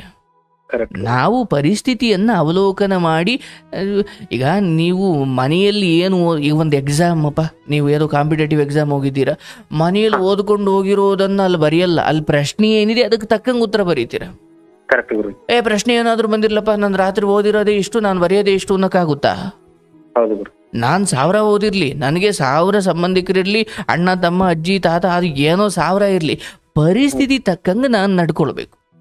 ಹಾಗಂದ್ರೆ ಬಣ್ಣ ಬದಲಾಯಿಸಿ ಅಂತ ಅಲ್ಲ, ಆದರೆ ಇವ್ರು ಯಾರಿಗೂ ನನ್ನ ಬದುಕಿನ ಬಗ್ಗೆ ಕಾಳಜಿ ಇಲ್ಲ, ಇವ್ರು ಯಾರಿಗೂ ನನ್ನ ನಾಳೆಗಳ ಬಗ್ಗೆ ಅಯ್ಯೋ ತಡೆಯಪ್ಪ ಭಾಳ ಬದುಕಬೇಕಾದವನು, ಅವನಿಗೊಂದು ಎಲ್ಲೋ ಮದುವೆ ಆಗುತ್ತೋ ಬಿಡುತ್ತೋ ಒಂದು ಪ್ರಯತ್ನವನ್ನಾದರೂ ಮಾಡಿ ನಮ್ಮ ಕರ್ಮ ನಾವು ಕಳ್ಕೊಳ್ಳೋಣ ಅನ್ನೋ ಕಾಳಜಿ ಇಲ್ಲ ಅಂದಾಗ ನೀವು ಯಾಕೆ ಅದನ್ನು ಇದು ಮಾಡಿ, ನಿಮ್ಮ ಮನೆ ಯಾರನ್ನು ಕರೆಸ್ತೀರ, ಬಂದು ತಂದು ಕ್ಲೀನ್ ಮಾಡಿಸ್ಕೊಳ್ಳಿ, ನಿಮ್ಮ 1000 ಮಾಡಿ, ಬಟ್ ನೀವು ಕೆಟ್ಟ ದಾರಿ ತೊಳಿಬೇಡಿ. ಇಲ್ಲ ಕೆಟ್ಟ ದಾರಿ ತುಳಿದಿಲ್ಲ ಗುರುಜಿ, ತುಳಿಯೋದೂ ಇಲ್ಲ ಗುರುಜಿ. ಚಿಕ್ಕ ವಯಸ್ಸಿನಿಂದ ಏನ್ ಕಷ್ಟ ಪಡ್ತಾನಲ್ಲ ಗುರುಜಿ, ಆ ವಿಚಾರನ ಇಟ್ಕೊಂಡೆ ನಾನು ಒಂದ್ ಮುಂದೆ ಹೆಜ್ಜೆ ಇರ್ತೀನಿ ಗುರುಜಿ ಯಾವತ್ತು. ಅಷ್ಟೇ ಮಾಡಪ್ಪ. ಬಟ್ ಈ ವಿಚಾರದಲ್ಲಿ ದಯವಿಟ್ಟು ನಿಮ್ಮ ಮದುವೆ ಅಥವಾ ನೋಡಪ್ಪ 45ಕ್ಕೆ ಮದುವೆ ಆದವರು ಇತ್ತೀಚೆಗೆ ಒಬ್ಬ ಕನ್ನಡದ ನಿರ್ದೇಶಕ 42 ವಯಸ್ಸಿಗೆ ಮದುವೆ ಆಗಿದ್ದು. ಕರೆಕ್ಟ್, ತರುಣ್ ಸುಧೀರ್ ಗುರುಜಿ. ಓಕೆ, ನನಗೆ ಅದು ಹೆಸರು ಗೊತ್ತಿಲ್ಲ, ಬಟ್ ಕೇಳಪಟ್ಟೆ. ಅಂದರೆ ನಾನು ಏನು ಹೇಳ್ತಾ ಇದ್ದೀನಿ, ಬದುಕಲ್ಲಿ ಒಂದು ರೀತಿಯಲ್ಲಿ ಸ್ಥಿತಿವಂತರಾಗ ನಿಂತಾಗ ಹೌದು ನೋಡುತ್ತೆ. ಇವತ್ತು ನಾನು ನೀವು ಆರಂಭದಲ್ಲಿ ಹೇಳ್ದಂಗೆ ಜಾಬ್ ನೋಡ್ತಾರೆ ಗುರುಜಿ, ಹೊಲ ಮನೆ ನೋಡ್ತಾರೆ ಗುರುಜಿ, ಅಥವಾ ಹಿಂಗೇನು ಒಂದು ಹಂತದಲ್ಲಿ ಏನಪ್ಪ ಸಂಬಂಧಕ್ಕೆ ಬೆಲೆ ಇಲ್ಲ, ಪ್ರೀತಿ ಬೆಲೆ ಇಲ್ವಾ ಅನ್ಸಿದ್ರು, ಇನ್ನೊಂದು ದೃಷ್ಟಿಯಲ್ಲಿ ನೋಡಿದಾಗ ಹೌದಪ್ಪ ಅವ್ರವ್ರ ಸೆಕ್ಯೂರಿಟಿಯನ್ನು ಅವ್ರು ನೋಡ್ಕೊಳ್ತಾರೆ, ತಪ್ಪೇನಿದೆ ಅನ್ಸ್ಬಿಡುತ್ತೆ. ಹಾಗಾಗಿ ನೀವೇನು ಮಾಡಬೇಕು, ಈಗ ನೀವು ಒಂದು ಕಡೆ ಕೆಲಸಕ್ಕೆ ಸೇರ್ಬೇಕಾದ್ರೆ ಸುಮ್ಮನೆ ಹೋಗ್ಬಿಟ್ಟು ಸೇರ್ಕೋತೀವ, ಸಂಬಳ ಎಷ್ಟು, ಅಲ್ಲಿ EF ಇದೆಯಾ, ಅಥವಾ ಅಲ್ಲಿ ನಾವು ನೋಡ್ತೀವಲ್ವಾ, ಹಾಗೆ ಹೆಣ್ಣು ಕೊಡೋರು ನೋಡ್ತಾರೆ. ಒಂದು ದೃಷ್ಟಿಯಿಂದ ನೋಡಿದಾಗ ಅದು ಇದೇನಪ್ಪ ಹಿಂಗಾಗ್ಬಿಡ್ತು ಸಮಾಜದಲ್ಲಿ ಅಂತ ಅನ್ಸ್ಬೋದು, ಇನ್ನೊಂದು ದೃಷ್ಟಿಯಲ್ಲಿ ಅವರವರ ಭದ್ರತೆಯನ್ನು ಅವ್ರವ್ರು ನೋಡ್ಕೊಳ್ತಾರೆ. ಹಾಗಾಗಿ ನಿಮ್ಮ ಜೀವನದ ಭದ್ರತೆ ನಿಮ್ಮದೇ ಆಗಿದೆ. ನಿಮ್ಮ ಮನೆ ಕ್ಲೀನಾಗಿ ಇಟ್ಕೊಳ್ಳೋದು, ನಿನ್ನ ಮನಸ್ಸನ್ನು ಕ್ಲೀನಾಗಿ ಇಟ್ಕೊಳ್ಳೋದು, ನಿನ್ನ ದೇಹವನ್ನು ಆರೋಗ್ಯವಾಗಿ ಇಟ್ಕೊಳ್ಳೋದು, ನಾಳೆ ಯಾವುದೋ ಬಂದು ಅಚಾನಕ್ಕಾಗಿ ಒದಗಿ ಬರುವ ರೋಗವೋ ಕಷ್ಟವೋ ದುಃಖವೋ ದುಮ್ಮಾನವೋ ಅದಕ್ಕೆ ಬೇಕಾದ ಹಣವನ್ನು ಹೊಂದಿಕೆ ಮಾಡಿಕೊಳ್ಳೋದು. ಈಗಲೇ ಹಿಂಗಿರೋರು ನಾಳೆ ನನಗೇನೋ ಒಂದು ಕಾಯಿಲೆ ಬಂತಪ್ಪ, ಇಲ್ಲ ಬಿಡು ನನಗೇನು ವಯಸ್ಸಾಗಿಲ್ಲ, ನನಗೆ ಯಾವ ಕಾಯಿಲೆ ಬರಲ್ಲ ಅಂತ ಅಂದ್ಕೊಳ್ಬೇಡಿ. ಕಾಯಿಲೆಗೆ ನಿಮ್ಮ ದೇಹಕ್ಕೆ ವಯಸ್ಸಾಗಿರಬೇಕು ಅಂತ ಏನಿಲ್ಲ. ಕರೆಕ್ಟ್ ಗುರು. ಇವತ್ತು 7ನೇ ಕ್ಲಾಸ್ ಮಕ್ಕಳೆಲ್ಲ ಹಾರ್ಟ್ ಅಟ್ಯಾಕ್ ಆಗಿ ಸಾಯ್ತಿದ್ದಾವೆ. ಹೌದು ಗುರುಜಿ. ಹಾಗಾಗಿ ಆಪತ್ಕಾಲದ ಧನ ನಿಮ್ಮ ಹತ್ರ ಇದ್ರೆ ನಿಮ್ಮ ಅಜ್ಜಿಗೆ ಕೊಡ್ಬೋದು. ಸಾಯೋ ಕಾಲದಲ್ಲಿ ಅಯ್ಯೋ ಮೊಮ್ಮಗನೇ ಅಥವಾ ಅಯ್ಯೋ ಮಗು ನಿನ್ನನ್ನು ನಾನು ತುಂಬ ಕಡೆಗಾಣಿಸ್ಬಿಟ್ನಲ್ಲಪ್ಪ, ಈ ಸಮಯದಲ್ಲಿ ನನಗೆ ನೀನು ದುಡ್ಡಿನ ಸಹಾಯ ಮಾಡ್ದಲ್ಲಪ್ಪ ಅಂತ ಹಾಕಿ ನಿಮಗೆ ತುಂಬ ಮನಪರಿವರ್ತನೆಯಾಗಿ ಹೋಗಬೇಕು ಅನ್ನೋ ಪರಿಸ್ಥಿತಿ ಬಂದರೂ ಕೂಡ ಯಾವಾಗ ಆಗುತ್ತೆ, ನಿಮ್ಮ ಕೈಯಲ್ಲಿ ದುಡ್ಡಿದ್ದು ನೀವು ಅವ್ರ ಕಷ್ಟ ಕಾಲದಲ್ಲಿ ಕೊಟ್ಟರೆ ಆಗುತ್ತೆ, ಇಲ್ಲಾಂದ್ರೆ ಅದು ಆಗಲ್ಲ. ಕೊಡಬೇಕು ಅಂದ್ರೆ ನಿಮ್ಮ ಹತ್ರ ಇರಬೇಕಲ್ಲ. ಹಾಗಾಗಿ ಇಲ್ಲಿ ಇಷ್ಟೇ ಕ್ಲಾರಿಟಿ, ಇಷ್ಟೇ. ನನ್ನ ಅಣ್ಣ, ನನ್ನ ಅತ್ತಿಗೆ, ನನ್ನ ಅಜ್ಜಿ ಅಥವಾ ಈ ತಂಗಿ ವಿಚಾರವಾಗಿ ಏನು ನೋಡ್ತಾ ಇದ್ರೆ ನಿಮ್ಮ ಕೈಲಾದಷ್ಟು ಮಾಡಿ, ಅದು ನಿಮ್ಮ ಕರ್ತವ್ಯ, ಅದನ್ನು ಪ್ರೀತಿಯಿಂದ ಮಾಡಿ. ಬಟ್ ಇವರ್ಯಾರು ಬಂದು ನಿಮ್ಮ ಬದುಕನ್ನು ತಡೆಪ ಒಂದು ಮದುವೆ ಮಾಡಿಬಿಡ್ತಾರೆ, ಅಥವಾ ಒಂದು ಏನು ಜಾಬ್ ಕೊಡಿಸ್ಬಿಡ್ತಾರೆ, ಅಥವಾ ಒಂದು ಜಾಬ್ ಇದ್ರು ಅಥವಾ ಇಲ್ಲದೆ ಹೋದ್ರು ಯಾವುದೋ ಒಂದು ಹೆಣ್ಮಗಳನ್ನು ನೋಡಿ ಮದುವೆ ಮಾಡಿ ನಿನಗೂ ಒಂದು ಬದುಕನ್ನು ಕೊಟ್ಟು, ಇದು ಯಾವುದನ್ನು ನಿರೀಕ್ಷೆ ಮಾಡಬೇಡಿ. ಹಾಗಂತ ಅವ್ರು ಯಾರು ಕೆಟ್ಟವರು ಅಂತ ಅಲ್ಲ, ಈ ನಮ್ಮ ಇಚ್ಛೆಯಂತೆ ಅವ್ರು ನಡ್ಕೊಳ್ಳಿಲ್ಲ ಅನ್ನೋ ಮಾತ್ರಕ್ಕೆ ನಾವು ಅವರನ್ನ ಕೆಟ್ಟವರು ಅನ್ನೋ ಸ್ಟಾಂಪ್ ಹಾಕಬಾರ್ದು. ಅದರಿಂದ ಅವ್ರಿಗೇನಾಗುತ್ತೋ ಗೊತ್ತಿಲ್ಲ, ನಮ್ಮ ಮನ್ಸಂತೂ ಕೆಟ್ಟ ಕೆರೆ ಹಿಡ್ದು ಹೋಗುತ್ತೆ. ಆಯ್ತಪ್ಪ, ಅವ್ರ ಬುದ್ಧಿ ಅವ್ರು ಕಲ್ತ್ರಲ್ವ, ನನ್ನ ಬುದ್ಧಿ ನಾನು ಕಲಿಯೋಣ. ಯಾಕಂದ್ರೆ ಪಾಕಿಸ್ತಾನದವರಿಗೆ ಅವ್ರ ಬಾರ್ಡ್ರನ್ನು ರಕ್ಷಣೆ ಮಾಡ್ಕೊಳ್ಳೋದು ಅವ್ರ ಕೆಲಸ, ಅವ್ರು ಅದಕ್ಕೆ ಗನ್ ಹಿಡ್ದಿದ್ದಾರೆ ಅನ್ನೋದಾದ್ರೆ ನನ್ನ ದೇಶ ನಾನು ರಕ್ಷಣೆ ಮಾಡ್ಕೊಳ್ಳೋ, ನಾನೇ ಸುಮ್ಮನೆ ಇರಬೇಕು. ಅವ್ರ ದೇಶ ಹೆಂಗ್ ಮುಖ್ಯ, ನನಗೆ ನನ್ನ ದೇಶ ಮುಖ್ಯ. ಹಾಗೆ ಅವ್ರಿಗೆ ಅವ್ರ ಅಜ್ಜಿ, ಅಣ್ಣ, ಅತ್ತಿಗೆ ಈ ಸಂಬಂಧಗಳು ಒಂದು ಕಡೆ ಆದರೆ ನಿನ್ನ ಬದುಕು ಅದೆಲ್ಲ ಪ್ರತ್ಯೇಕ. ಅವ್ರ ಜೀವ ಮುಖ್ಯ, ನಿಮಗೆ ನಿಮ್ಮ ಜೀವನ ಮುಖ್ಯ. ಹಾಗಾಗಿ ಇಲ್ಲಿ ಯಾವುದೇ ಕಾರಣಕ್ಕೂ ಹಳೆಯದ್ದೇನು ಅವ್ರು ನಮ್ಮನ್ನು ತಾರತಮ್ಯ ಮಾಡಿದ್ರು, ಇವ್ರು ಹಿಂಗೆ ಮಾಡಿದ್ರು, ಇವ್ರು ಬೇಡ. ಹಳೆಯ ಭೂತಕಾಲದ್ದು ಹೋಯ್ತು, ಭೂತಕಾಲ. ಈಗಿರುವ ಪ್ರಸ್ತುತವಾದ ವಿಚಾರ ಏನಂದರೆ, ಕ್ಲಾರಿಟಿ ಆದ ವಿಚಾರ ಏನಂದರೆ, ಅಣ್ಣ ದುಂದು ವೆಚ್ಚ ಮಾಡೋಕಿಡ್ದಾನೆ ಅಥವಾ ಅತ್ತಿಗೆ ಅಂದರೆ ಅವ್ರವ್ರು ದುಡಿತಾರೆ, ಅವ್ರವ್ರು ಖರ್ಚು ಮಾಡ್ತಾರೆ, ಸರಿ. ಬಟ್ ಒಬ್ಬ ತಂದೆಯ ಜಾಗದಲ್ಲಿ ನಿಂತು, ತಂದೆ ತಾಯಿ ಇಲ್ಲದ ಕಾಲದಲ್ಲಿ ಒಬ್ಬ ತಮ್ಮನ ನಾಳೆಗಳನ್ನು ಕಟ್ಟಿಕೊಡ್ಬೇಕಾದದ್ದು ಒಬ್ಬ ಅಣ್ಣನಾಗಿ ಅವನ ಜವಾಬ್ದಾರಿಯಾಗಿತ್ತು. ಅವತ್ತು ನೀವು ಇಲ್ಲಪ್ಪ ನನಗೆ ಕೆಲಸ ನನಗೆ ಬೇಕು, ಅಪ್ಪನ ಕೆಲಸ ನನಗೆ ಬೇಕು ಅಂತ ನೀವು ನಿಂತ್ಕೊಳ್ಬೋದಿತ್ತಲ್ಲ. ಗುರುಜಿ ಇದೇ ಮಾತು ಹೇಳಿದೆ ಗುರುಜಿ. ನಾನು ಇದೇ ನೀವು ಹೇಳಿದ ಎಲ್ಲ ಕರೆಕ್ಟ್ ಆಗಿ ಹೇಳಿದ್ದೇನೆ ಗುರುಜಿ. ಅವನಿಗೆ ಒಂದೇ ಒಂದು ಮಾತು ನಾನು ಎರಡು ಮಾತಾಡಿಲ್ಲ ಗುರುಜಿ. ನಾನ್ ನೌಕರಿ ಮಾಡ್ತೇನೆ, ಓಕೆ. ಇವತ್ತಿಗೆ ಇಷ್ಟು 35 ವರ್ಷ ಆದ್ರೆ ನಮ್ಮ ಅಜ್ಜಿ ಗೋಲ್ಡ್ ಕೊಡಲ್ಲ ಗುರುಜಿ, ನನ್ನ ಕೈಯಲ್ಲಿ ಹಾಕೊಳಕ್ ಒಂದು ದಿನಾನು ಕೇಳಿಲ್ಲ ಗುರುಜಿ. ನಾನು ನಮ್ಮ ಅಜ್ಜಿ ಪಾದ ತೊಳೆದಿದ್ದೇನೆ, ತಲೆ ಬಾಚಿದ್ದೇನೆ ಗುರುಜಿ, ಎಲ್ಲ ಬಟ್ಟೆ ಒಗೆದು ಕೊಟ್ಟಿದ್ದೇನೆ, ಎಲ್ಲ ಮಾಡಿದ್ದೇನೆ. ಆದ್ರೆ ನನಗೆ ಈ ಟೈಮ್ ಬಂದ್ಬಿಟ್ಟಿದೆ ಗುರುಜಿ. ಆಯ್ತಪ್ಪ, ನೀನು ಭಾವಿಸಬೇಡ ಇದು ಕೆಟ್ಟ ಟೈಮ್ ಅಂತ. ಏನು ನಿನಗೆ ಯಾವತ್ತು ತಿನ್ನೋಕೆ ಊಟ ಇರಲ್ಲ, ಮಲಗೋಕೆ ಜಾಗ ಇರಲ್ಲ, ದೇಹದಲ್ಲಿ ರೋಗಗಳೆಲ್ಲ ತುಂಬಿರ್ತವೆ. ಆ ದಿನ ಹೇಳು ನನಗೆ ಜೀವನದಲ್ಲಿ ಕೆಟ್ಟ ದಿನ ಬಂತು ಅಂತ.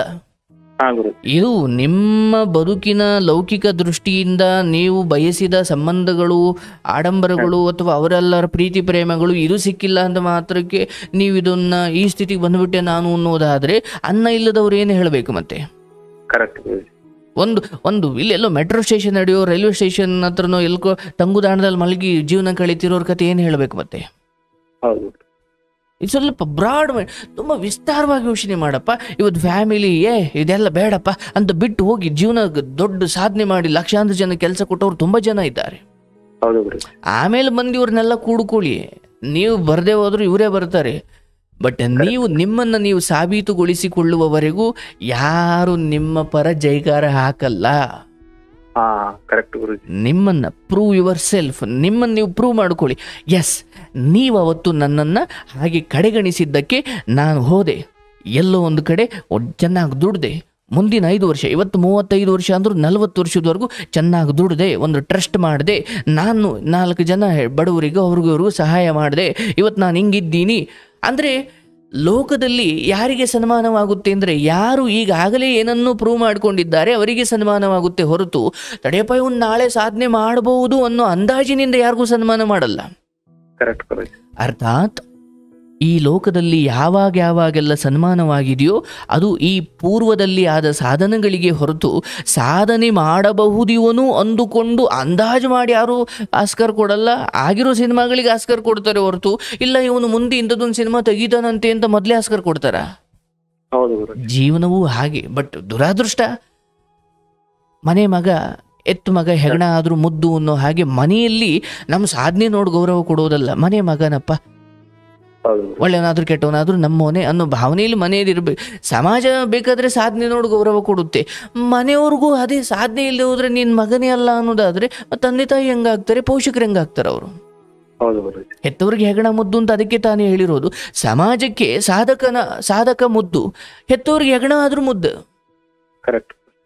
ಅವನು ದಪ್ಪ ಇರಲಿ, ಕುಳ್ಳ ಇರಲಿ, ಕುಂಟ ಇರಲಿ, ಅವನಿಗೆ ಹೆಂಗಾದ್ರೂ ಇರಲಿ, ಅಯ್ಯೋ ಎತ್ತು ನಮ್ಮ ಮನೇಲಿ ಉಟ್ಬಿಟ್ಟಿದ್ದಾನಪ್ಪ ಅನ್ನೋ ಕಾರಣಕ್ಕೆ ಪ್ರೀತಿ ಮಾಡ್ತಾರೆ. ಸಮಾಜ ಹಂಗ ಮಾಡಲ್ಲ, ಸಮಾಜ ನಿನ್ನ ಸಾಧನೆ ನೋಡುತ್ತೆ. ಬಟ್ ನಿಮ್ಮ ಮನೆಯವರು ನಿನ್ನ ಸಾಧನೆ ಮಾಡೋವರೆಗೂ ನಿನ್ನ ಪ್ರೀತಿಸೋಲ್ಲ ಅಂದ್ರೆ ಅದು ದುರಾದೃಷ್ಟ. ಅದು ಹಾಗಾಗಿ ಆಯಿತು, ನನ್ನ ಪಾಲಿಗೆ ಈ ಜನ್ಮದಲ್ಲಿ ಬಂದಿದ್ದೇ ಇಷ್ಟು, ಈಗ ನಾನೇನು ಮಾಡಬೇಕು, ದೂಷಣೆ ಮಾಡಿಕೊಂಡು ಕೂತ್ಕೊಂಡ್ರೆ ಅರ್ಥ ಇಲ್ಲ. ಯಾಕಂದರೆ ದೂಷಣೆ ಮಾಡ್ತಾ ಹೋದರೆ ಸಮಯನೂ ವ್ಯರ್ಥ, ಆಯಸ್ಸು ವ್ಯರ್ಥ, ನನ್ನ ಮನಸ್ಸಲ್ಲೂ ಬೇಡವಾದ ಆಲೋಚನೆ ಬರ್ತವೆ ಎಂದು ಒಂದು ದಿವಸ ಇನ್ನೂ ನನಗೆ ಮಾಡಿಬಿಟ್ರಲ್ಲ ಅನ್ನೋ ಕೋಪ ವಿಕೃತಗೊಂಡು ಆಮೇಲೆ ಇನ್ನೇನೋ ಮಾಡಿ ಯಾಕೆ ಬೇಕು? ನಾನಿರೋ ಮನೆ ಏನು ನನಗೆ ಅಂತ ಭಗವಂತ ಒಂದು ಮನೆ ಕೊಟ್ಟಿದ್ದಾನೆ, 3 ಹೊತ್ತು ಊಟ ಕೊಟ್ಟಿದ್ದಾನೆ, ದೇಹದಲ್ಲಿ ಶಕ್ತಿ ಇದೆ, ಆರೋಗ್ಯ ಇದೆ. ನಾಳೆ ಹೋಗಿ ಎಲ್ಲೋ ದುಡ್ಕೊಂಡು ಬಂದು ನನ್ನ ಬದುಕನ್ನು ನಾನು ನೋಡ್ಕೊಳ್ತೀನಿ. ಇನ್ನೂ ಕಾಲ ಮಿಂಚು ಹೋಗಿಲ್ಲ, ನಾಳೆ ಗೊತ್ತಿಲ್ಲ ಯಾವುದೋ ಒಂದು ಹೆಣ್ಮಗಳು ನನ್ನ ಪಾಲಿಗೂ ಭಗವಂತ ಕಳಿಸಬಹುದು, ನಾನು ಒಂದು ದಾಂಪತ್ಯ ಕಟ್ಟಿಕೊಳ್ಳಬಹುದು. ಆದರೆ ಈ ನಿಮ್ಮ ನಾಳೆಗಳನ್ನು ಕಟ್ಟುವಲ್ಲಿ ಈ ನಿಮ್ಮ ಅಜ್ಜಿ, ಅಣ್ಣ, ಅತ್ತಿಗೆ ಅಥವಾ ನಿನ್ನ ತಂಗಿ ಅಥವಾ ಇವರು ಯಾರ ಇನ್ವಾಲ್ವ್ಮೆಂಟ್ ಆಗಲಿಲ್ಲ ಅಂದ ಮಾತ್ರಕ್ಕೆ ನಿಮ್ಮ ಬದುಕನ್ನು ನೀವು ಗಿವ್ ಅಪ್ ಮಾಡಂಗಿಲ್ಲ. ಅವರು ಬರಲಿ ಬರದೇ ಇರಲಿ, ನೀನು ನಾಳೆ ಗೆದ್ದಂಥ ಕಾಲಕ್ಕೆ ಸುಖವಾಗಿ ಎಲ್ಲವೂ ನಿನ್ನ ಬದುಕಲ್ಲೂ ಚೆನ್ನಾಗಾದಂಥ ಕಾಲಕ್ಕೆ ಏನಪ್ಪ ನೋಡು ನನ್ನ ತಮ್ಮ ಅಂತ ಹೇಳ್ಕೊಳಕ್ಕೆ ನನಗೆ ಹೆಮ್ಮೆ ಆಗುತ್ತೆ ಅಂತ ಒಂದು ವೇಳೆ ನಿಮ್ಮ ಅಣ್ಣ ಅಂದರೆ ಹೌದಪ್ಪ ನಮ್ಮ ಅಣ್ಣ ಅಂತಲೇ ಅನ್ಬೇಕು ಹೊರತು ಅವತ್ತು ಹಂಗೆ ಇದ್ಬಿಟ್ಟು ಇವತ್ತು ಬಂದಾನೆ ಅಂತ ಅನ್ನಂಗಿಲ್ಲ. ಇದನ್ನು ನಾವು ತಲೆಯಲ್ಲಿ ಇಟ್ಕೊಳ್ಬೇಕು. ನಮ್ಮನ್ನು ತಿರಸ್ಕರಿಸಿದವರನ್ನೂ ಕೂಡ ನಮಗೊಳ್ಳೆ ಕಾಲ ಬಂದಾಗ ನೀನು ಅವತ್ತು ಹಂಗೆ ತಿರಸ್ಕರಿಸಿದ್ದೆ ಅಲ್ವಾ ಹೋಗಲೇ ಅಂತ ಅನ್ಬಾರ್ದು.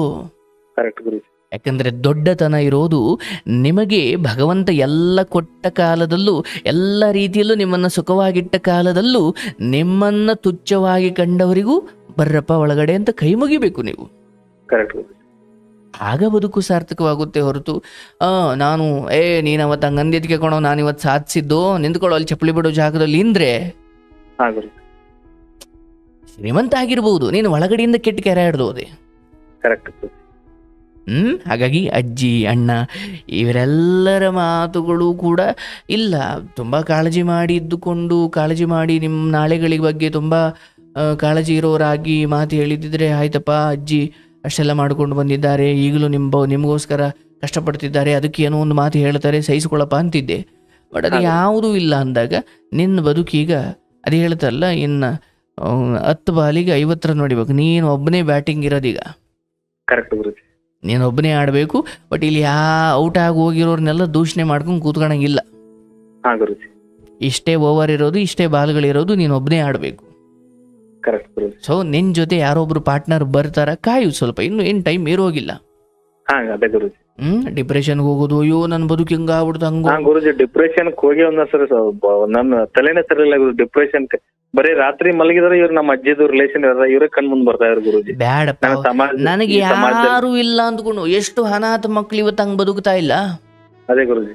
ಅಂದ್ರೆ ಆ ಅನಾಥ ಪ್ರಜ್ಞೆ ಇದೆಯಲ್ಲ, ಅದು ತುಂಬಾ ಸಾರಿ ವರನಪ್ಪ, ಶಾಪ ಅಲ್ಲ ಅದು. ಗುರುಜಿ. ಎಲ್ಲ ಇರೋರ್ಗೆ ಅಂದ್ರೆ ಈಗ ನಿಮ್ ತರ ಎಲ್ಲ ಬಂದು ಕಯ್ಯ ಪಿಯ ಅನ್ನೋರ್ಗೆ ಯಪ್ಪ ನಾನು ಒಂಟಿಯಾಗಿರ್ಬೇಕು ಅನ್ಸ್ಬಿಡುತ್ತಂತೆ. ಯಾರು ಇಲ್ದವ್ರಿಗೆ ಅಯ್ಯೋ ನನ್ಗೆ ಯಾರು ಇಲ್ವಲ್ಲಪ್ಪ ಅನ್ಸುತ್ತಂತೆ. ಅದ ಹಂಗೆ ತುಂಬಾ ಪ್ರೀತಿ ಅತಿ ಆಗ್ಬಿಟ್ರೆ ಅದು ವಿಷಾನೇ. ಅದೇ ಗುರುಜಿ. ತುಂಬಾ ಪ್ರೀತಿ ಇಲ್ಲ ಅಂದ್ರೂ ಅದು ವಿಷಾನೇ. ಹಾಗಾಗಿ ನಮ್ಮ ತಿಳಿದವ್ರು ಏನು ಹೇಳ್ತಾರೆ ನೋಡಿ, ನಿಮ್ಮ ಜೊತೆಗಿರ್ತಕ್ಕಂಥವ್ರು ಅಥವಾ ನಿಮ್ಮ ಕುಟುಂಬಸ್ಥರು ಅಥವಾ ನೀವು ನಂಬಿದವರು ಇವರೆಲ್ಲರೂ ತುಂಬ ಪ್ರೀತಿ ಕೊಡುವ ದಿನಗಳು ಶಾಶ್ವತವಾಗಿ ಹಾಗೇ ಇರುವುದಿಲ್ಲ. ಈ ಹಬ್ಬದ ದಿನ ಪ್ರೀತಿ ಕೊಟ್ಟರೆ ಹಬ್ಬದ ಬೆಳಗ್ಗೆ ದಿನ ಬೇರೆ ಥರ ನೋಡ್ತಾರೆ. ಅಂದರೆ ಇವರ ಪ್ರೀತಿಗಳಲ್ಲಿ ವ್ಯತ್ಯಯ ಆಗ್ತಾನೆ ಇರುತ್ತೆ. ಅದೊಂಥರ ಹಾರ್ಟ್ ಬೀಟ್ ಇದ್ದಂಗೆ, ಅದೊಂದೇ ಥರ ಇರಲ್ಲ. ಕರೆಕ್ಟ್. ಇನ್ನೊಂದೇನು ಗುರುಜಿ, ನಮ್ಮ ಅಪ್ಪ ಅವತ್ತು ತಿರ್ಕೊಂಡ್ಮೇಲೆ ನಮ್ಮ ಸಂಬಂಧಿಕರು ಸ್ವಲ್ಪ ನಮ್ದೇನೋ ನಿಂತು ಮಾಡಿದ್ರಲ್ಲ ಗುರುಜಿ, ಅವ್ರು ಮಾಡಿದ ಮಾತನ್ನ ನಮ್ ಕಡೆಯಿಂದ ದುರುಪಯೋಗ ತಗೊಂಡಿದಾರ ಗುರುಜಿ. ನಿಮ್ದೆಲ್ಲ ನಾವು ಮಾಡಿದ್ವಿ ತಾನೆ, ನಮ್ದೊಂದು ಏನು ಮಾಡಲ್ವಾ ನೀವು, ನೆನಪಿಲ್ವಾ ನಿಮಗೆ? ಅದನ್ನ ಪದೇ ಪದೇ ಸಮಾಜದಲ್ಲಿ ಕುಗ್ಗಿಸ್ ನನ್ನ ಆತರ ಮಂದಿಯಲ್ಲಿ ಚುಚ್ಚಿ ಮಾತಾಡ್ತಾರ ಗುರುಜಿ. ಹೌದಪ್ಪ, ಈಗ ಅದಕ್ಕೆ ನಾನು ಹೇಳೋದು, ಅವರು ಆಡಿಕೊಂಡ ಅಥವಾ ಅವರು ಅದನ್ನ ಹಂಗಿಸಿದ ಅಥವಾ ಅದನ್ನ ಎತ್ತಿ ಹೇಳಿದ ಪ್ರತಿ ಸಾರಿ ಕೂಡ ಅವರು ಅವತ್ತು ಮಾಡಿ ಪುಣ್ಯ ಕಟ್ಕೊಂಡಿದ್ರು, ಆ ಪುಣ್ಯವನ್ನೆಲ್ಲ ಅವ್ರು ಕಳ್ಕೊಳ್ತಾವ್ರಷ್ಟೇ. ಬಟ್ ನೀವೇನು ಮಾಡಬೇಕು, ಆಯ್ತರಪ್ಪ ನಿಮ್ಮಿಂದ ಉಪಯೋಗ ಆಯಿತು, ತೊಂದರೆ ಇಲ್ಲ, ಬಟ್ ಅದಕ್ಕೆ ನೀವು ಹಂಗಿಸ್ತೀರಾ ಅಥವಾ ನೀವು ನನಗೆ ಬೇಜಾರಿಲ್ಲ, ತೊಂದರೆ ಇಲ್ಲ, ನೀವು ಅಂದುಕೊಳ್ಳಿ. ನನ್ನ ಬದುಕನ್ನು ಕಟ್ಟಿಕೊಳ್ಳುವ ಸಂಘರ್ಷದಲ್ಲೇ ನಾನು ಇರಬೇಕಾದ್ರೆ ನಿಮಗೆ ನಾನು ಏನು ಮಾಡಬಲ್ಲೆ? ಸೊ ಹಾಗಾಗಿ ಈಗ ನೀವು ಹೆಂಗಿರಬೇಕು ಅಂದರೆ, ನನಗೆ ಯಾರೂ ಇಲ್ಲ, ಮನೆಗೆ ಬಂದರೆ ಯಾರನ್ನೂ ಮಾತಾಡಿಸ್ತೀನಿ, ಅದು ಬಿಟ್ಟರೆ ಅಣ್ಣನ ಮನೆಗೆ ಹೋಗಿ ಬರ್ತೀನಿ, ಬಟ್ ಯಾರಿಂದ ಯಾವ ನಿರೀಕ್ಷೆನೂ ಬೇಡ. ಅಜ್ಜಿ ಆದರೂ ಅಷ್ಟೇ, ಇಷ್ಟ ಇದ್ರೆ ಇರಜ್ಜಿ, ಇಲ್ಲ ಅಂದರೆ ಹೊರಡಜ್ಜಿ ಅಷ್ಟೇ. ಈಗ ಈ ಮಾತಿಂದ ಏನಾಗ್ಬಿಡುತ್ತೆ, ಹಿಂಗೆ ಅಂದ್ಬಿಟ್ನಲ್ಲ ಅಂತ ಅವ್ರ ಕಣ್ಣೀರು ಹಾಕಬಹುದು. ಬಟ್ ಅವರ ಹೃದಯವೂ ಕೂಡ ಸ್ವಲ್ಪ ಸತ್ಯದ ಕಡೆ ಬರಬೇಕು ಅಂದರೆ ನಿಮ್ಮಿಂದಲೇ ಒಂದು ಕಟುವಾದ ಮಾತು ಹೋಗಬೇಕು, ಹಾಗಾದ್ರೂ ಬುದ್ಧಿ ಬರುತ್ತೆ. ಇಲ್ಲ ಅಂದರೆ ಅವರು ಆ ಕೇಡು ಬುದ್ಧಿ ಇಟ್ಕೊಂಡೇ ಸತ್ತು ಬಿಡ್ತಾರೆ. ಕೆಲವೊಮ್ಮೆ ನಮ್ಮ ಕಠಿಣವಾದ ಮಾತುಗಳು ನಮ್ಮ ಪ್ರೀತಿ ಪಾತ್ರರ ಮೇಲೆ ಯಾಕೆ ಆಡಬೇಕು ಅಂದರೆ, ಆ ಪ್ರೀತಿ ಪಾತ್ರರು ಒಂದು ಭ್ರಮೆಯಲ್ಲಿ ಬದುಕ್ತಾ ಇರ್ತಾರೆ. ನಾವು ಎಷ್ಟು ಪ್ರೀತಿಯಿಂದ ಹೇಳಿದ್ರು ಅವ್ರು ತಿಳ್ಕೊಳ್ಳಲ್ಲ. ಕೆಲವೊಮ್ಮೆ ಕಟುವಾದ ಮಾತುಗಳು ಆ ಭ್ರಮೆಯನ್ನು ಚೂರು ಮಾಡಿ, ಅಯ್ಯೋ ಹೌದಲ್ಲಪ್ಪ, ನಾನು ಆ ಹುಡುಗ ನನಗೆ ಹಿಂಗೆ ಅಂದ್ಬಿಟ್ಟ ಅನ್ನೋದಕ್ಕಿಂತ ಯಾಕಂದ ಅಂತ ಆ ಅಜ್ಜಿ ಯೋಚನೆ ಮಾಡಿದಾಗ, ಎಲ್ಲೋ ನಿನ್ನ ಮನೆಯಿಂದ ಅಳ್ಕೊಂಡು ಎಲ್ಲೋ ಹೋಗಿ ಕೂತು ಒಂಟಿಯಾಗಿ ಯೋಚನೆ ಮಾಡಿದಾಗ, ಅಯ್ಯೋ ನಾನು ಹಿಂಗೆ ಮಾಡಬಾರ್ದಿತ್ತು, ಅದಕ್ಕೆ ಅವನು ಹಂಗೆ ಮಾಡ್ದ ಅಂತ ಬುದ್ಧಿ ಬರಲಿ. ಹಾಗಾಗಿ ಇದೊಂದು ಸಮಸ್ಯೆ ಅಲ್ಲಪ್ಪ. ನಿನ್ನ ದುಡಿಮೆ ಕಡೆ ಗಮನ ಕೊಡು, ವಯಸ್ಸಿದೆ, ಇವೆಲ್ಲ ಯಾವಾಗ ಚಂದ ಅಂದರೆ ಎಲ್ಲ ಚೆನ್ನಾಗಿದ್ದಾಗ, ಸ್ವಲ್ಪ ಮನೆಯಲ್ಲಿ ಎಲ್ಲ ಚೆನ್ನಾಗಿದ್ದಾಗ ಇವೆಲ್ಲ ಜೊತೆ ಹೊಡೆದಾಡ್ಬೋದು. ಈಗಿರೋ ಪರಿಸ್ಥಿತಿಯಲ್ಲಿ ಇವ್ಯಾವೂ ಅಲ್ಲ, ಇವ್ರ ಜೊತೆ ಹೊಡೆದಾಡ್ಕೊಂಡು ಕೂತ್ಕೊಂಡು ಅದೇ ಹೇಳ್ದ ಗಾಳಿ ಜೊತೆ ಗುದ್ದಾಡ್ದಂಗೆ ಇವೆಲ್ಲ. ಕರೆಕ್ಟ್ ಗುರುಜಿ. ಅಪ್ಪ ತಿರ್ಕೊಂಡ್ಮೇಲೆ ಗುರುಜಿ ಸೈಟ್ ಇರ್ಲಿಲ್ಲ, ಸೈಟ್ ಹುಡುಕ್ಯಾಡಿ, ಸೈಕಲ್ ಮೇಲೆ ಸೈಟ್ ಹುಡುಕ್ಯಾಡಿ, ಇನ್ನೊಬ್ಬರು ಹೆಲ್ಪ್ ಒಂದು ಸಮಾಜದಲ್ಲಿ ಒಂದು ಒಳ್ಳೆ ಹೆಸರು, ತಂದೆ ತಾಯಿ ತಿರ್ಕೊಂಡಪ್ಪ ಒಳ್ಳೆ ಹೆಸರು ಗಳಿಸ್ತೆ ಗುರುಜಿ. ಇದೆಲ್ಲ ರಿಟರ್ನ್ ನನಗೆ ಆಗ್ಬಿಡ್ತು ಗುರುಜಿ ಕೊನೆಗೆ. ಏನೂ ಆಗಿಲ್ಲಪ್ಪ. ಮದುವೆಯ ವಿಚಾರದಲ್ಲಿ ಇವ್ರು ಯಾರನ್ನು ಕುರಿಬೇಡ, ನಿನ್ನ ಪ್ರಯತ್ನ ನೀನು ಮಾಡು. ಜೊತೆಗೆ ನೋಡಪ್ಪ, ಇವತ್ತು ಈ ಕಡೆ ಎಲ್ಲ ನಾವು ನೋಡ್ತಾ ಇದೀವಿ, ಇಲ್ಲೂ ಸ್ವಲ್ಪ ಜಾಬ್ ಇರಬೇಕು, ಅದು ಇರಬೇಕು, ಇದೆ, ಇಲ್ಲ ಅಂತ ಇಲ್ಲ. ಬಟ್ ಈ ಒಂದು ಕಡೆ ಬೆಂಗಳೂರು ಕಡೆ ಅಲ್ವಾ, ಎಲ್ಲೋ ಒಂದು ಕಡೆ ಹೋಗಿ ಇವರೆಲ್ಲರಿಂದ ದೂರವಿದ್ದು 4 ಕಾಸು ದುಡ್ಕೊಂಡು ಅಲ್ಲೇ ಯಾವುದೋ ಒಂದು ಕಷ್ಟದಲ್ಲಿರೋ ಹೆಣ್ಮಗಳು ಪರಿಚಯ ಮಾಡಿಕೊಂಡು ಅಥವಾ ಯಾವುದೋ ಒಂದು ರೀತಿಯಲ್ಲಿ ನಿಮ್ಮ ಬದುಕನ್ನು ನೀವು ಸಭ್ಯ ರೀತಿಯಲ್ಲಿ ಕಟ್ಕೊಳ್ಬೇಕೆ ಹೊರತು ಇವ್ರು ನಾಳೆ ನಮ್ಮ ಬದುಕನ್ನು ಉದ್ಧಾರ ಮಾಡಿಬಿಡ್ತಾರೆ ಅನ್ನೋ ಭ್ರಮೆಯಲ್ಲಿ ಕೂತ್ಕೊಳ್ಬೇಡ್ರಪ್ಪ. ಯಾಕಂದರೆ ಇವರೆಲ್ಲರ ಬುದ್ಧಿಯನ್ನು ನೋಡಿ ಆದಮೇಲೆ ಹೌದಪ್ಪ ನನ್ನಿಂದ ಇನ್ನಷ್ಟು ಉಪಕಾರ ತಗೊಳ್ತಾರೆ ಹೊರತು ನನಗೆ ನಾಳೆ ಏನೋ ನನ್ನ ಬದುಕನ್ನು ಒಂದು ಕಟ್ಟಿಕೊಡ್ಬೇಕು ಅನ್ನೋ ಒಂದು ಚಿಕ್ಕ ಕಾಳಜಿಯೂ ಕೂಡ ಇವ್ರು ಯಾರಿಗೂ ಇಲ್ಲ ಅಂದಾಗ ಸುಮ್ಮನೆ ಅದ್ರ ಜೊತೆ ಇನ್ನೀ ಅಜ್ಜಿ ನೀನ್ ಯಾಕೆ ಹಿಂಗೆ ಅರೆ ಈ ವಯಸ್ಸಲ್ಲಿ ಇಂಥ ಚಿಕ್ಕ ವಿಚಾರಗಳ ಜೊತೆ ನಾನು ಜಗಳನೇ ಆಡಬಾರ್ದು. ಹಾಗೆ ನೋಡಿದ್ರೆ ಅಷ್ಟು ಮೆಚೂರಿಟಿ ಇರ್ಬೇಕು ನನ್ನ ಮೈಂಡು. ಇದೆಲ್ಲ ಮ್ಯಾಟ್ರೇ ಅಲ್ಲ. ನನ್ನ ಗುರಿ ಏನಿದ್ರು ಒಂದು ಜಾಬ್ ತಗೊಳ್ಬೇಕು ಅಥವಾ ನಾನು ಒಂದು ಎತ್ತರಕ್ಕೆ ಹೋಗಬೇಕು, ನನ್ನ ಯೋಚನೆ ಎತ್ತರದಲ್ಲಿದ್ದರೆ ನನಗೆ ಇವೆಲ್ಲ ಮ್ಯಾಟ್ರ್ ಆಗಲ್ಲ. ನನಗೇನು ಅಂಥ ದೊಡ್ಡ ಗುರಿನೇ ಇಲ್ಲ ಅಂದಾಗ ನಾನು ಅದೇ ಬೀದಿಲಿ ನಾಯಿಗಳ ಜೊತೆನೇ ಹೊಡೆದಾಡ್ಕೊಂಡು ಕೂತ್ಕೊಳ್ಬೇಕಾಗುತ್ತೆ. ಕರೆಕ್ಟ್ ಅಲ್ವನಪ್ಪ? ಹಾಗಾಗಿ ಎತ್ತರದ ಗುರಿ ಇಟ್ಕೋ. ಹೌದು, ನಾನು ಇಲ್ಲೇ ಇರ್ತೀನೋ, ಇಲ್ಲ ಬೆಂಗಳೂರು ಪೇಟೆಗೆ ಹೋಗ್ತೀನೋ, ಎಲ್ಲಿಗೆ ಹೋಗ್ತೀನೋ, ನಾನು ದುಡಿತೀನಿ, ಇವ್ರು ಯಾರ ಮಾತಿಗೂ ಬೆಲೆ ಕೊಡಲ್ಲ. ಅದು ಬೆಲೆ ಕೊಡಲ್ಲ ಅನ್ನೋದಕ್ಕಿಂತ ಇವರು ಮಾತುಗಳಲ್ಲಿ ನನ್ನನ್ನು ಡಿಮೋಟಿವೇಟ್ ಮಾಡುವಂತಹ ಉದ್ದೇಶವಿದೆ ಹೊರತು ಒಂಚೂರು ಪ್ರೋತ್ಸಾಹ ಮಾಡುವ ಬುದ್ಧಿನೇ ಇಲ್ಲ ಅಂದಾಗ ನನಗೆ ಯಾಕೆ ಹೋಗಬೇಕು? ನನ್ನ ಬದುಕಲ್ಲಿ ನಾನು ಪಾಲಿಸುವುದಪ್ಪ. ಅದು ಯಾವುದೇ ದೊಡ್ಡ ಗುರು ಆಗಲಿ. ಈಗ ನಾನು ಯಾವುದೋ ಒಂದು ಮಟ್ಟಕ್ಕೆ ಹೋಗಿದ್ದೆ, ಏನಪ್ಪ ನೀನು ಎಲ್ರಿಗೂ ಸಮಾಧಾನ ಹೇಳಿದೆಯಂತೆ, ಬರೋವಿಲ್ಲ ಕಣಯ್ಯ, ಒಳ್ಳೆ ಕೆಲಸ ಮಾಡ್ತೀವಿ ಕಣಯ್ಯ, ನೋಡ್ಕೊಂಡು ಮಾಡಪ್ಪ, ದೊಡ್ಡವರು ಇದ್ದಾರೆ, ಅವ್ರನ್ನೆಲ್ಲ ಗಮನದಲ್ಲಿ ಇಟ್ಕೊಂಡು ಸ್ವಲ್ಪ ನಾನೇ ಅಂತ ಎಲ್ಲ ಇದು ಮಾಡಬೇಡಪ್ಪ. ಅರೆ, ನನ್ನ ಉದ್ದೇಶ ಅದು ಏನೂ ಇರಲೇ ಇಲ್ಲ. ಯಾವಾಗ ಹಂಗಂದ್ರೆ ನನ್ನ ಜೊತೆ ಬಂದಿದ್ದವ್ರೆ, ಇದು ಏನಪ್ಪ ಗುರುಗಳೇ ಹಿಂಗೆ ಅಂತ, ಆಯ್ತಪ್ಪ ಬಿಡಯ್ಯ, ನಮಸ್ಕಾರ ಮಾಡೋದು ಬರೋದು. ನನಗೆ ಅವರ ಪೀಠ ಎಷ್ಟು ದೊಡ್ಡದು, ಅವ್ರ ಮಠ ಎಷ್ಟು ದೊಡ್ಡ, ನನಗದು ಮುಖ್ಯ ಅಲ್ಲವೇ ಅಲ್ಲ. ನಾನು ಹೋಗಿ ಕೂತಿದ್ರೆ, ಕರೆದಿದ್ದ ಜಾಗಕ್ಕೆಲ್ಲ ನಾನು ಹೋಗಿದ್ರೆ ನಾನು ಇಷ್ಟೊತ್ತಿಗೆ ಯಾವುದೋ ದೊಡ್ಡ ಪೀಠದಲ್ಲಿ ಇರುತ್ತೆ. ನನಗದು ಮುಖ್ಯ ಅಲ್ಲ. ನಾನು ಇನ್ಯಾವುದೋ ರಾಜಕಾರಣಿಗಳ ತಾಳಕ್ಕೋ ಅಥವಾ ಇನ್ಯಾವುದೋ ಆಡಳಿತ ಅಧಿಕಾರಿಗಳು ಹೇಳ್ದಂಗೆ ನಾನು ಸುಮ್ಮನೆ ಪೀಠದಲ್ಲಿ ಕೂತ್ಕೊಳ್ಳೋ ಒಂದು ಗೊಂಬೆ ಆಗೋಕ್ಕೆ ನಾನು ಇಷ್ಟ ಇಲ್ಲ. ನಾನು ಜನರ ಹತ್ರ ನಾನು ಹೋಗಬೇಕಂದ್ರೆ ನಾನು ಹೀಗೆ ಇರಬೇಕು ಹೊರತು ಎಲ್ಲೋ ಹೋಗಿ ಕೂತ್ಕೊಂಡ್ರೆ ಅದು ಆಗಲ್ಲ. ಅವ್ರವ್ರಿಗೆ ಎಲ್ಲಿ ನಮ್ಮುಂದೆ ಅವ್ರು ದೊಡ್ಡವರಾಗಿ ಬೆಳೆಬಿಡ್ತಾರೋ ಅಥವಾ ಜನ ಅವ್ರನ್ನ ತುಂಬ ಪ್ರೀತಿ ಮಾಡ್ತಾರೋ ಅಥವಾ 1000 ಆಲೋಚನೆ ಇರುತ್ತವೆ. ಅದು ತಪ್ಪು ಅಂತ ನಾನು ಹೇಳಲ್ಲ. ಅವ್ರ ವಿಷಯ ಅವರಲ್ಲಿರಲಿ, ನಾನು ಅದನ್ನು ಅವ್ರು ಕೆಟ್ಟವರು ನಾನು ಹೇಳಲ್ಲ. ಪ್ರಕೃತಿಯೇ ಕೊಡುತ್ತೆ, ಅವ್ರಿಗೇನು ಕೊಡಬೇಕು ಅವ್ರನ್ನ ಪ್ರಕೃತಿನೇ ಕೊಡುತ್ತೆ. ಹಾಗಾಗಿ ಇಲ್ಲಿ ತಾಯಿ ಆಗಲಿ, ತಂದೆ ಆಗಲಿ, ಅಣ್ಣ ಆಗಲಿ, ಅಜ್ಜಿ ಆಗಲಿ, ತಾತ ಆಗಲಿ, ಯಾರಾದರೂ ಆಗಲಿ, ಅವರು ವಯಸ್ಸಲ್ಲಿ ಹಿರಿಯರು, ಅದಕ್ಕೇನು ಗೌರವ ಕೊಡಬೇಕು. ಬಟ್ ವಿಚಾರಗಳ ಹಂತಕ್ಕೆ ಬಂದಾಗ ಅವ್ರು ಇನ್ನೂ ಕೆಳಮಟ್ಟದಲ್ಲಿದ್ದಾರೆ ಎಂದಾಗ ನಾವು ಅವರನ್ನು ಎಲ್ಲಿಡಬೇಕು ಅಲ್ಲಿಡಬೇಕು. ಇದರಲ್ಲಿ ಫೇಲ್ ಆಗಿದೆ ನನ್ನ ಗುರುಜಿ, ನಿಮ್ಗೆ ಮಾತು ಹೇಳಿಲ್ಲ, ಇದರಲ್ಲಿ ಫೇಲ್ ಆಗಿದೆ ಸಂಪೂರ್ಣವಾಗಿ. ಹೌದು, ನೀವು ದೇಹದ ಸ್ಥಿತಿ ನೋಡಿಕೊಂಡು ಗೌರವಿಸ್ತಿದ್ದೀರಾ, ವಿಚಾರಗಳು ನೋಡಬೇಕು. ಕರೆಕ್ಟ್ ಗುರುಜಿ. ದೇಹಕ್ಕೆ ಏನು ಗೌರವ, ಹೌದಪ್ಪ ವಯಸ್ಸಾಗಿದೆ, ನಮಸ್ಕಾರ ಸ್ವಾಮಿ, ತಲೆಬಾಗ ಅಷ್ಟೇ. ಬಟ್ ದೊಡ್ಡ ವ್ಯಕ್ತಿಗಳ ಚಿಕ್ಕತನ ಪ್ರದರ್ಶನವಾದಾಗ ಅವ್ರು ಚಿಕ್ಕವರೇ ಆಗ್ತಾರೆ. ದೇಹದ ಕಾರಣಕ್ಕೆ ಅವ್ರು ದೊಡ್ಡವರಾಗಲ್ಲ. ದೊಡ್ಡತನ ಅನ್ನೋದು ಆ ದೇಹ ಸೊಕ್ಕುಗಟ್ಟಿರೋದ್ರಿಂದ ಬರುವಂಥದ್ದಲ್ಲ, ಅಥವಾ ಚರ್ಮ ನೇತು ಬಿದ್ದಿರೋದ್ರಿಂದ ಬರುವಂಥದ್ದಲ್ಲ, ಅಥವಾ ಗಡ್ಡ ಬಿಳಿ ಆಗಿರೋದ್ರಿಂದ ಬರುವಂಥದ್ದಲ್ಲ.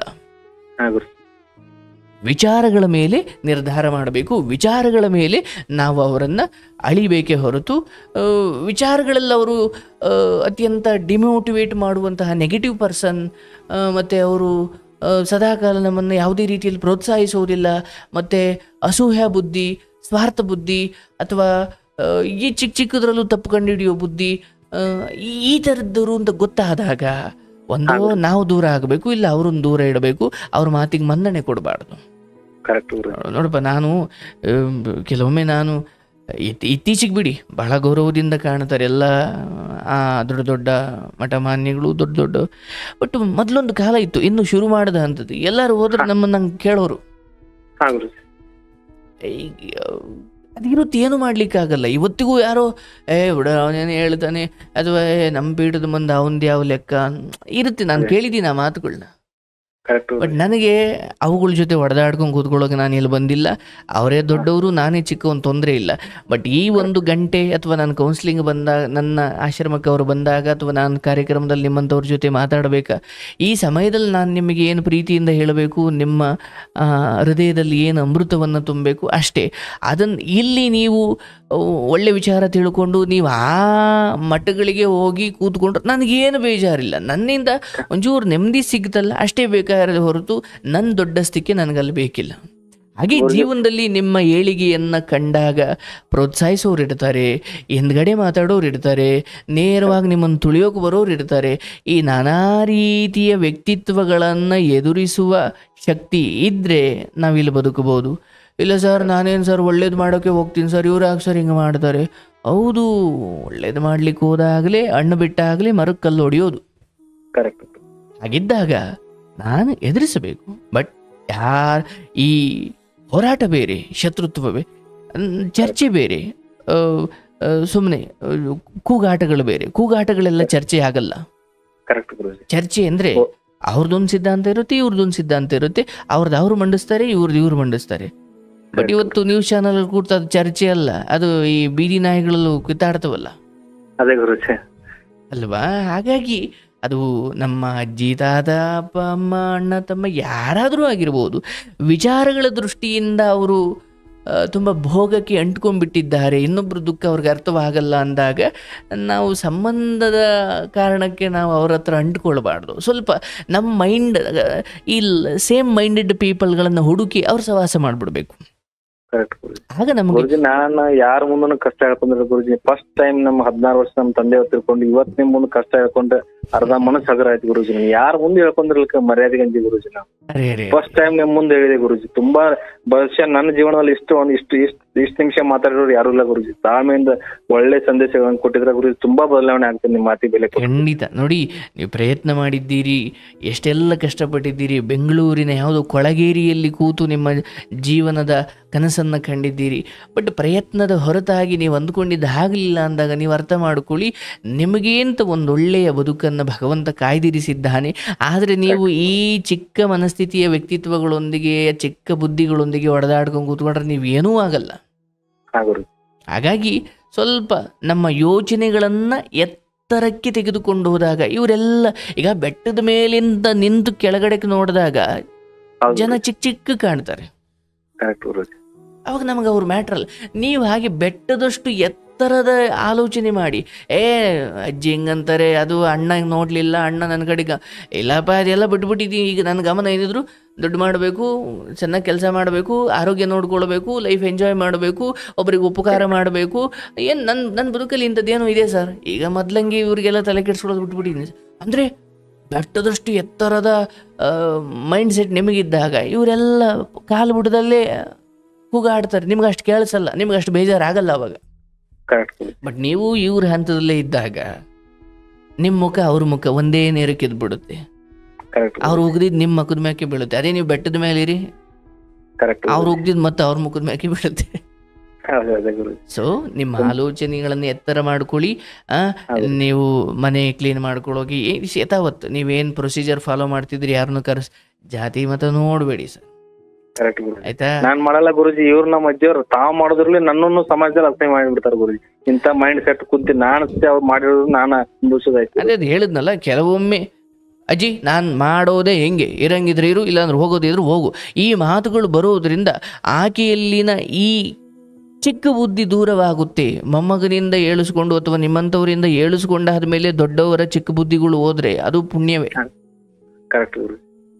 ಅದಕ್ಕೆ ನಮ್ಮ ದೊಡ್ಡ ದೊಡ್ಡ ರಾಮಾಯಣ ಮಹಾಭಾರತಗಳಲ್ಲೆಲ್ಲ ನಾವು ಇದನ್ನ ನೋಡ್ತೀವಿ. ಅಂದರೆ ಚಿಕ್ಕವರೇ ದೊಡ್ಡ ದೊಡ್ಡವರಿಗೆ ಉಪದೇಶ ಮಾಡಿದಾಗ ಅಯ್ಯೋ ಹೌದಲ್ವಾ ಅಂತ ತಿದ್ದುಕೊಂಡವರಿದ್ದಾರೆ. ಇನ್ನೂ ಕೆಲವೊಬ್ಬರು ನಿನ್ನ ಮಾತೇನು ನಾನು ಕೇಳೋದು ಅಂತ ಮುಂದುವರಿಸಿದವರಿದ್ದಾರೆ.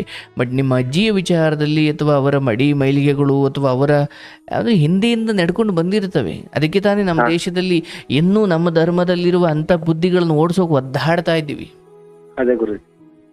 ಅದಕ್ಕೆ ನಿಮ್ಮವರೆಲ್ಲ ಹಿಂಗೆ ಮಾಡಿಬಿಟ್ರಿ ಅಂತ ಒಂದು ಪಂಗಡ ಜಗಳ ಮಾಡ್ತಿದೆ.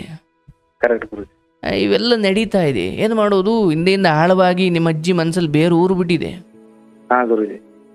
ಅಗಲಕಾಯನ್ನ ತುಂಬಾ ಚಿಕ್ಕ ವಯಸ್ಸಿಂದ ತಿಂದುಕೊಂಡು ಬಂದಿರೋರ್ಗೆ ಅದು ಕಹಿ ಅಲ್ಲ, ಹೊಸ್ದಾಗಿ ತಿನ್ನೋರಿಗೆ ಕಹಿ ಅದು ಅಲ್ವಾ? ಹಂಗಾಗ್ಬಿಟ್ಟಿದೆ ನಿಮ್ಮ ಕತೆ. ಹಾಗಾಗಿ ಅಜ್ಜಿಗೆ ಅದು ಕಹಿ ಅಲ್ಲ, ನಿಮಗದು ಕಹಿ. ಲೋಕದ ದೃಷ್ಟಿಯಿಂದಲೂ ಕೂಡ ಆ ಅಜ್ಜಿ ಏನ ತಾರತಮ್ಯ ಅದು ತಪ್ಪು. ಬಟ್ ಸ್ಟಿಲ್ ಅವರು ಅದನ್ನೆಲ್ಲ ಹೇಳಲಿ. ಯಾವಾಗ ಹೇಳಬೇಕು? ನಿಮ್ಮನ್ನ ದಡ ಸೇರಿಸುವ ಕಡೆ ಗಮನ ಕೊಟ್ಟಾಗ ಹೇಳಬೇಕು. ಹೌದಪ್ಪ, ಇವನ್ಗೊಂದು ಮದುವೆ ಮಾಡಬೇಕು ಅಥವಾ ನಾನಿದ್ದಂಗೆ ಇವನ್ನೆಲ್ಲ ಒಂಚೂರು ದಡ ಸೇರಿಸ್ಬೇಕು, ಇಂಥದ್ದೇನೋ ಇದ್ದು ಹೇಳಿದ್ರೆ ಕಣಪ್ಪ ಅಷ್ಟೆಲ್ಲ ಮಾಡ್ತಿರೋರು ಈ ಅಜ್ಜಿ. ಇವಾಗ ಗುರುಜಿ ನಮ್ಗೆ ತಾಯಿ ಇಲ್ಲಲ್ವಾ, ಅಕ್ಕನ ಯಾವಾಗಾದ್ರೂ ಕರ್ಕೊಂಡ್ ಬರ್ತೀನಿ ಗುರುಜಿ. ಹಬ್ಬ ಹರಿದಿನಗಳಲ್ಲಿ ಕರ್ಕೊಂಡ್ ಬರ್ಬೇಕಾಗುತ್ತೆ ಒಬ್ಬ ಸಣ್ಣ ತಮ್ಮನಾಗಿ. 2 ದಿನ ಜಾಸ್ತಿ ಉಳಿದ್ರೆ ರೇಷನ್ ಖರ್ಚಾಯ್ತು. ಇನ್ ಡೈರೆಕ್ಟ್ ಆಗಿ ಏನಲ್ಲ ಗುರು, ಇಂಡೈರೆಕ್ಟ್ ಅವಳು ಮನುಷ್ಯಗೆ ನೋವು ಮಾಡೋರು ಕಣ್ಣೀರ್ ಹಾಕೊಂಡು ಊರಿಗೆ ಹೋಗೋದು ಗುರುಜಿ, ಗಂಡ ಮನೆಗೆ ವಾಪಸ್. ಅವಳು ಬಂದ್ರು ಸೇರಲ್ಲ ಗುರುಜಿ. ಪಾಪ ಅವ್ರ ತಾಯಿ ಇಲ್ಲ, ನಾನೇ ಕರ್ಕೊಂಡ್ ಬರ್ಬೇಕು, ಯಾರು ಸಂಬಂಧಿಕರು ಕರೆಯಲ್ಲ ಗುರುಜಿ. ಇವಾಗ ತಮ್ಮ ಹೋಗ್ಲಿ ನಾನು ಜವಾಬ್ದಾರಿ ಗುರುಜಿ, ಹಬ್ಬಕ್ಕೆ ನಾನು ಕರ್ಕೊಂಡ್ ಬರ್ತೀನಿ, 2 ದಿನ ಇಟ್ಕೋತೀನಿ, ವಾಪಸ್ ಕಳಿಸಿ. ಅವಳು ಬಂದ್ರು ಒಂಥರ ಮಾಡ್ದ ಗುರುಜಿ ನಮ್ಮ ಅಜ್ಜಿ. ಅವೆಲ್ಲ ಮನ್ಸಿಗೆ ನೋವಪ್ಪ. ಆ ಮನಸ್ಸಿಂದ ಗುರುಜಿ ಡಿಪ್ರೆಷನ್ಗೆ ಹೋಗಿ ನಾನು ಒಂದೊಂದ್ಸಾರಿ ಗುರುಜಿ ರಾತ್ರಿ ನಿದ್ದೆ ಇರಲ್ಲ ಗುರುಜಿ, ನನಗೆ ಅಂತ ಟೆನ್ಷನ್ ಆಗಿಬಿಡ್ತೇವೆ ಮಾಡೋಕೆ. ಏನಕ್ಕಪ್ಪ ದೇವ್ರ ನಮ್ಗೆ ಇಂಥ ಕಷ್ಟಕ್ಕೆ ನಾನು ಅಂಜಿಲ್ಲ ಕಡೆ ಮಾನಸಿಕ ಹಿಂಸೆಗೆ ತುಂಬಾ ಅನುಭವಿಸ್ಬಿಡ್ತೀನಿ ಇಲ್ಲಿ ಗುರುಜಿ ಇಲ್ಲಿ ಇಲ್ಲಿ ಇದನ್ನ ಸ್ವಲ್ಪ ಆಲೋಚನೆಯನ್ನು ಬದಲಿಸದ ಹೊರತು ಬದುಕು ಬದಲಾಗಲ್ಲ. ಅದೇ ಗುರುಜಿ. ಹಾಗಾಗಿ ಅದನ್ನ ನೋಡೋ ದೃಷ್ಟಿಕೋನ ಬದಲಿಸ್ಕೊಳ್ಳಪ್ಪ, ಯೋಚನೆಯನ್ನು ಎತ್ತರಗೊಳಿಸ್ಕೊ. ಅಕ್ಕನನ್ನು ಕರೆದು ಕಳಿಸು. ಈಕೆ ತಂದಾಕೋದ್ ನೀನು, ಮಾಡೋದ್ ನೀನು, ಇವ್ರ ಮಾತು ಯಾಕೆ ಕೇಳ್ತೀಯ? ಅದೇ ಗುರುಜಿ. ದೊಡ್ಡತನಕ್ಕೆ ಬೆಲೆ ಯಾವಾಗ ಅಂದ್ರೆ ಅವರು ದೊಡ್ಡವರಂಗ್ ವರ್ತಿಸಿದಾಗ. ಅದೇ ಗುರುಜಿ. ಚಿಕ್ಕ ಬುದ್ಧಿ ತೋರಿಸ್ತಾರೆ ಅಂದಾಗ ಎಲ್ಲಿಡಬೇಕು ಅಲ್ಲಿಡಬೇಕು. ಹಾ ಗುರುಜಿ. ಅಷ್ಟು ಮಾಡಪ್ಪ, ನಿನ್ಗೆ ಗುರುಜಿ ಒಳ್ಳೇದಾಗಲಿ. ಬೆಳಗಾವಕ್ಕೆ ಬನ್ನಿ ಗುರುಜಿ, ದಯಮಾಡಿ ನಿಮ್ಗೆ ಭೇಟಿ ಆಗಿದ್ರೆ ನಾನೇ ಬರ್ತೀನಿ ಗುರುಜಿ. ಬೆಳಗಾವಕ್ಕೆ ಬಂದ್ರೆ ಬರ್ರಿ ಗುರುಜಿ ನಮ್ಮ ಮನೆಗೆ ಒಂದ್ಸರಿ. ಖಂಡಿತ ಖಂಡಿತ. ನನಗೆ ತುಂಬಾ ಸಂತೋಷ ಆಯ್ತು ಗುರುಜಿ. ನನ್ನ ಮನಸ್ಸು ಸುಮಾರು ಕಷ್ಟ ತುಂಬಿತ್ತು, ಎಲ್ಲ ಹೊರಗೆ ಹಾಕಿದ್ರೆ ಸಮಾಧಾನ ಆಯ್ತು ಗುರುಜಿ. ತುಂಬಾ ಧನ್ಯವಾದ ಗುರುಜಿ. ನಿಮ್ ಕಾಲಿಗೆ ಬರ್ತೀನಿ ಗುರುಜಿ. ಬಹಳ ಸಂತೋಷ ಆಯಿತು. ಜೊತೆಗೆ 35 ವರ್ಷ ಆದಾಗಲೂ ಕೂಡ ನಿಮ್ಮ ಬದುಕಿನ ಬಗೆಗಿನ ಪ್ರೀತಿ ಹಾಗೇ ಇದೆ. ಅಕ್ಕನನ್ನು ಕರೆದು ಕಳಿಸೋದನ್ನು ನಿಲ್ಲಿಸಬೇಡಿ. ಬಟ್ ಅಜ್ಜಿ ವಿಚಾರವಾಗಿ ಅದೇ ಹೇಳಿದ್ನಲ್ಲ, ಅದೊಂಚೂರು ಮೊದಲಿಂದ ಯಾವುದೋ ಒಂದಷ್ಟು ಕಟ್ಟುಪಾಡುಗಳನ್ನು ಅದರದೇ ಆದ ಮೂಗಿನ ನೇರಕ್ಕೆ ಧರ್ಮವನ್ನು ನಂಬಿಕೊಂಡು ಬಂದ್ಬಿಟ್ಟಿದೆ. ಅದನ್ನು ನೀವು ಬದಲಾಯಿಸೋಕ್ಕಾಗದೇ ಇರ್ಬೋದು. ಹಾಗಾಗಿ ಹೆಚ್ಚು ಆ ಮಾತಿಗೆ ತಲೆ ಕೆಡಿಸ್ಕೊಳ್ಳೋಕೆ ಹೋಗ್ಬೇಡಿ. ನೀವೇನು ಮಾಡಬೇಕು ಅಂದ್ಕೊಂಡಿದ್ದೀರಾ ಅದನ್ನು ಮಾಡಿ, ಚೆನ್ನಾಗಿ ದುಡೀರಿ, 4 ಕಾಸು ಕೂಡಿಟ್ಕೊಳ್ಳಿ. ನಾಳೆ ನಿಮ್ಮ ಅಕ್ಕನ ಬದುಕಿಗೂ ಏನೋ ಕೊಡಬೇಕು ಅಂದರೆ ನಿಮ್ಮ ಕೈಲಿ ಇರಬೇಕಲ್ಲ. ಅಣ್ಣನಿಗೆ ನಾನು ಅವತ್ತು ಬಿಟ್ಕೊಟ್ಟೆ ಅನ್ನೋ ಮಾತನ್ನು ನೀವು ಇನ್ನು ಮುಂದೆ ಯಾವತ್ತು ಹೇಳೋಕೆ ಹೋಗಬೇಡಿ. ಅದನ್ನು ಕಾಪಾಡ್ಕೊಳ್ಳಿ. ಅವ್ರ ಯೋಗ ಇತ್ತು, ಅದು ಸಿಗ್ತು. ನಿಮ್ಮ ಪಾಲಿಗೆ ಏನು ಬಂತು ಅದು ನಿಮ್ಮದು, ಅವ್ರ ಪಾಲಿಗೆ ಬಂದಿರೋದು ಅವ್ರದ್ದು. ನಿಮ್ಮ ಸ್ಥಿತಿಗೆ ಇವ್ರು ಯಾರೂ ಕಾರಣ ಅಲ್ಲ, ನಿಮ್ಮ ಸ್ಥಿತಿಗೆ ನೀವೇ ಕಾರಣ. ಯಾಕಂದ್ರೆ ನೀವು ಇದನ್ನೆಲ್ಲ ನೋಡೋ ದೃಷ್ಟಿಕೋನ ನೀವು ಹಂಗೆ ನೋಡ್ತಾ ಇದ್ದೀರಾ, ಅದಕ್ಕೆ ಅವರೆಲ್ಲ ಹಂಗೆ ಮಾಡ್ತಾವ್ರೆ. ನೀವೊಂಚೂರು ಇಲ್ಲಪ್ಪ, ನಂಗೆ ಅಪ್ಪ ಅಮ್ಮ ಇಲ್ಲ, ನನಗಿರೋ ಶಕ್ತಿ ಇಷ್ಟೇ, ನನಗಿರೋ ವ್ಯವಸ್ಥೆ ನಾನು ಮಾಡ್ಕೊಳ್ಬೇಕು, ನೀವು ಬಂದಿರೋದಾದ್ರೆ ಇರಿ, ನಾನು ಬೇಡ ಅಂತ ಹೇಳಲ್ಲ. ಬಟ್ ಹಿಂಗಿರ್ಬೇಕು ಹಂಗಿರ್ಬೇಕು ಇದೆಲ್ಲ ಬೇಡ.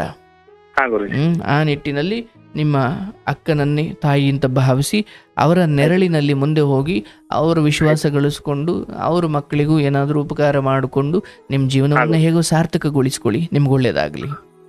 ಧನ್ಯವಾದಗಳು. ಶುಭವಾಗಲಿ. ನಮಸ್ಕಾರ.